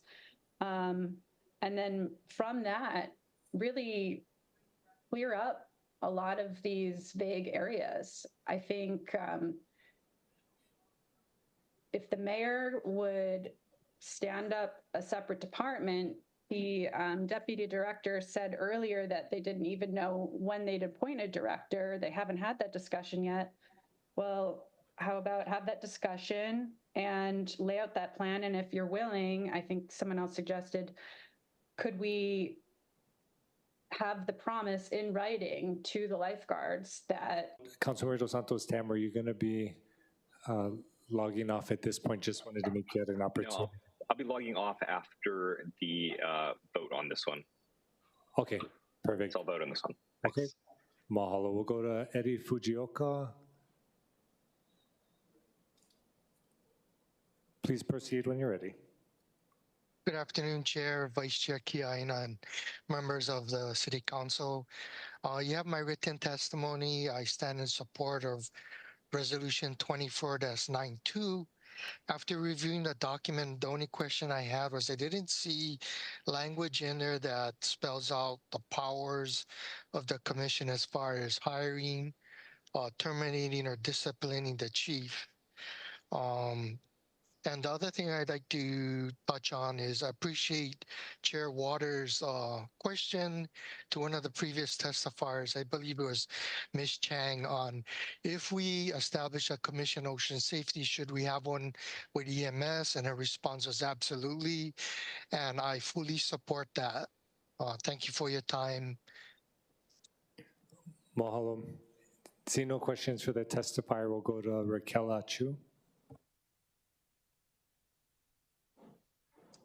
Aloha, Raquel Achu, North Shore. Thank you for this resolution. I stand on my previous testimony on 103. I support fully. Resolution 92 is, I like how it's written, although I do have a little bit of question with regard to commissions, being that they are non-paid, and the purview that this commission would have. What kind of structure, formal meetings and whatnot, and when it comes, being that they're a volunteer, basically a volunteer position, when it comes to HR type of situations and personnel things, I realize the commissions are basically recommendations that get submitted. So I just want to be sure that we address the more sensitive aspects of that commission's purview. Thank you. Mahalo, Ms. Achu. Any questions from the committee? Seeing none. Anyone else online wishing to testify, please raise your hand via the raise hand function. Seeing none, I don't believe, Madam Clerk, there is anyone else. Okay, mahalo. So we'll go ahead and close testimony. Was there any other discussion or questions, committee members? That Resolution 2492 be reported out for second reading and scheduling of a public hearing. Any discussion, objections, reservations? Seeing none, so ordered. Okay, and then appreciate everybody coming down and the time you spent and everyone listening online as well, joining us today. We'll go to agenda item number 4 for action, Resolution 2481, urging the Department of Environmental Services to provide 24/7 operational service at the Waianae Convenience Center, and urging the Departments of Park and Recreation to provide increased maintenance at Leeward Oahu Parks and Recreational Facility. I'll first go over to Councilmember Tupola if you wanted to add anything on this resolution. Yeah, thank you so much, Chair. First off, thanks for listing it. You know, with our discussions about the landfill and really no definite date on any time of when it will be decided where it will be or when it will be relocated, our community still stands in need of some type of compensation for what is going on as far as us hosting not just this one, but the previous landfill as well. So in relation to that, ENV is actually the provider for our convenience centers. So we do believe that it's reasonable that we get heightened trash services in our area so that it's not a eyesore across the coast because we already have the landfill. So I just, proposed it as a thought if we could work with the administration on this, that it would actually benefit the whole entire community. So thank you, Chair. Appreciate those thoughts, and I'll recognize that we have Director Babcock and also Director Thielen. If you have any initial thoughts or anything you'd like to share from the administration, and I'll defer to who wants to comment. Good afternoon, Chair Wire, and board members, council members. Roger Babcock, Director, Department of Environmental Services. So E&V, we really, and the administration, we really understand the concerns of the community on the Waianae Coast on the west side. And we will, we understand the need for perhaps additional hours at some of our facilities. So we'll consider that very carefully. I did want to point out, I think, as you know, we've tried to, for you and for the public, that we have tried to do some additional things on the west side. We have made some upgrades to the Waianae Convenience Center, and we've opened a brand new convenience center in Kapolei, our newest convenience center. So there's now 7, and the Kapolei one was meant to try to take off some of the load of the Waianae Convenience Center. And all the convenience centers are open 11 hours a day, 7 a.m. to 6 p.m. And and it's free to drop off rubbish, bulky items, white goods, tires. There's metals bins there. You can drop off batteries, and lots of and just about anything, except for hazardous waste. So we. We continue to try to increase the amount of service that we have. And so, there's a couple of things with the convenience centers. There's convenience, which is really about the hours that a place is open. But then there's capacity, right? So capacity is really the important issue. So you could have a facility open 24 hours a day, but if it's full, when it fills up, it has to close, right? You can't take any more materials. So to address capacity, that's why we open additional centers. As well as at Waianae specifically, we added a compactor. So we now have a compactor there, which is new, it just opened in December.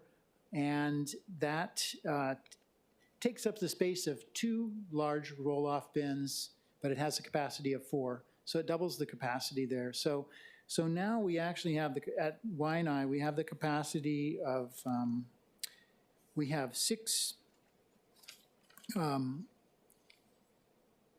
we have 3, we have 6 bins and 1 compactor. So 6 bins plus essentially 4 bins. So the equivalent of 10 bins there. And so 7 of those are for rubbish and bulky items, 1 for green waste, 1 for metals, 1 for tires. And so that adds up to what we're doing there. So we're trying, but we definitely will look into seeing if there's more that we can do. Mahalo. And I know Director Thielen was going to make a comment too. Did you want to ask Director Babcock? I'll just do a follow-up and then I'll have Director Thielen go. So Director Babcock, I'm aware of the compactor. There's been problems with that because it does take up that space. And I would say it hasn't been as helpful as we thought as far as us having more capacity load, but I hear what you're saying.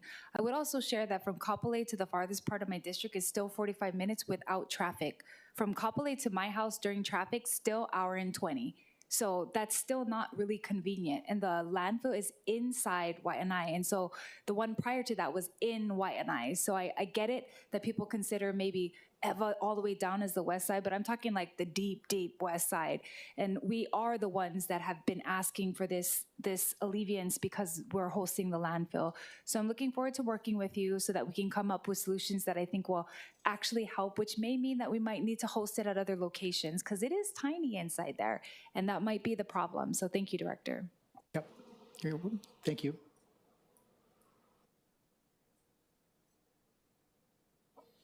Aloha, Director Thielen. Aloha, council members. Good afternoon. Laura Thielen on behalf of the Department of Parks and Recreation. We agree that the West Side and EVA do need more support for parks maintenance and cleanup, and that's why the administration did put into their budget this year an additional 12 maintenance staff and an additional 4 trucks to be able to do afternoon and early evening cleaning at parks. And we also added in containers to be able to store rubbish out, get rubbish out of the parks and centralize it. And in a prior budget, we asked for an additional 10 staff and a rubbish crew and a mowing crew. So Leeward and EVA no longer need to share a rubbish and mowing crew with Pearl City and Mililani. And we would be able to provide the same level of services as the other districts in the island. So we feel that the administration has been putting a lot of effort towards additional resources, and we also are using our current staff, having other districts help with fairly large cleanups and responses. And thank you, Councilwoman, for recognizing the work that the Parks Department did at the recent one-week closure and beach cleanup on the west side. We've really picked up in the efforts over the last 3 years there. And so, I don't know, I guess I'm a little perplexed at the inclusion of Parks Department, given the efforts that have been going on in the administration and the department. We are in agreement on it. And so I'm not quite sure what else would be required under the resolution. Thank you. Councilmember Tupola. Thanks, Chair. Director, I knew already that we're moving in this direction. And I think just in general, trying to come up with something, and I'm not sure if you guys were aware that previously our discussions were, because we're hosting the landfill, what is our community then going to get? And this was prior to all of your proposals in the budget that, to me, have just been long awaited. So thank you for doing that. I'm not requesting anything additional there. I want to see more from EMV, but DPR has stepped up to the plate like none other, and I'm so glad to see these changes, and I thank you for all your efforts. So nothing more that's needed per se from this resolution, but I wanted to include that because that also is kind of visible trash that I'm trying to explain to the community that we're trying to address so that it doesn't just look like it's physically the dumping ground. Thank you, Chair. Thank you. Any other questions from the committee? If not, mahalo directors, and we'll go to testimony. I don't believe we have any registered in person. Anyone wishing to testify, please come forward. Seeing no one in the gallery, we'll go to online testimony. Remote testimony, we have Angela Young registered. I don't see her online, but if you are not present, she's not online, correct, clerks? Chair, she's not present. Okay. I see Tiana's iPhone with a hand raised. If you want to unmute and proceed when you're ready. Aloha. Calamine. Okay, anyways, aloha. My name is Tiana Wilbur. I am from the Waianae Moku, and I do serve on the neighborhood board. I'm speaking on my own capacity. So I want to say mahalo to the council and our councilwoman Tupola for this reso. We are in support for your advocacy in our community. And thank you for raising those concerns, because even though there's supposedly all this access or improvements, it hasn't necessarily improved the illegal dumping or the other things that has already been mentioned. So I just wanted to comment and just quickly state and echoing council members' concern that she is voicing the concerns of our community. So mahalo. Mahalo, Ms. Wilbur. See no questions for the testifier. If anyone else online is wishing to testify, please use the raise hand feature on Zoom. Seeing no one, we'll go ahead and close testimony, and I'll open it up for further discussion, if any. I think my recommendation was going to be to defer at this time for a further conversation, but welcome input from the committee or any council members present. Is your deferral to have conversations with EMV, or what is your thought on that? I think two-part, both with EMV about the services and scope of what could be offered, and then I do think there's maybe further discussion needed about the siting question too, right? I guess my question is oh, you mean the landfill siting? yeah. So when we're talking about as a body discussing ceasing operations at 2028, do you think there's more discussion that we want admin to come and present on what their plans are so we could make a fuller request depending on what we know? I can work with your office on that. I mean, I had suggested to the admin somehow trying to put it back in the Landfill Advisory Commission so we can maybe have a lead up to what the siting timeline would look like. But yeah, I'm open to working with you guys and with ENV if you want me to kind of further flesh out like the details on that, because I'd rather not pass something that no one's going to even do. I'd rather do something that, yes, we can follow line by line and execute it. So thank you. Yeah, but we can keep working on it. Okay, I appreciate that. Any further? So Chair was going to recommend that action on Resolution 2481 be postponed to date in time to be determined by the chair. Any discussion, objections, reservations? Hearing none, so ordered. And that brings us to action item number 5. For action, the committee will review and evaluate the Child Care Advisory Board and make recommendations to the council on whether the ordinance establishing the board should be retained, amended, or repealed. I believe we have Deputy Director Los Baños present. Thank you for joining us today. I'll turn the floor over to you if you have any thoughts on this matter. Aloha and good afternoon. Edward Los Baños, Deputy Director, Department of Community Services. So just to be clear, because we're talking about back-to-back two similar advisory boards addressing childcare. The Child Care Advisory Board is associated with Chapter 11 of the revised ordinances of Honolulu. This chapter also includes the child care coordinator that we've been advocating for, and the Department of Community Services and the administration believes that child care still plays a significant role in the quality of life for residents of the city, and there are opportunities that the city can provide to better serve our community and have support. Supported the child care coordinator position that's attached to Chapter 11. But relative to the advisory board itself, it has been inactive, and seeing the sea change, Lieutenant Governor's initiative, and where she's going and convening a lot of the similar stakeholders that would participate in this advisory board, and she convenes them on a regular basis, and having only one staff person that would report to this currently, that would report to this advisory board. At this precise minute, we think the Department of Community Services would respectfully recommend revisiting the necessity of this advisory board at a later date. Okay, appreciate that, Deputy Director. That was going to be the chair's recommendation. Any discussion? We'll go to testimony. I don't believe we have any registered in person or online testifiers. Anyone in the gallery wishing to come forward, please identify yourself. But seeing none, we'll also note that anyone online that wishes to testify can use the raise hand feature on their Zoom. Seeing no one identifying themselves, we'll go ahead and close testimony. And Chair was going to recommend that action on this matter be postponed until the next scheduled meeting of the Committee on Housing, Sustainability, and Health, or as otherwise to date to be determined by the chair. In the interim, the chair will take the matter under advisement and prepare a draft report and recommendations for consideration at that meeting. Any discussion, objections, reservations on that?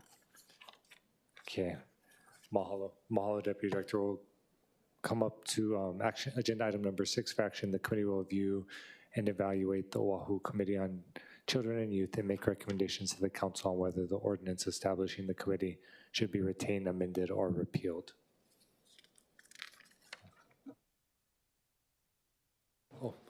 Please go ahead. Yeah, similar thoughts, I believe.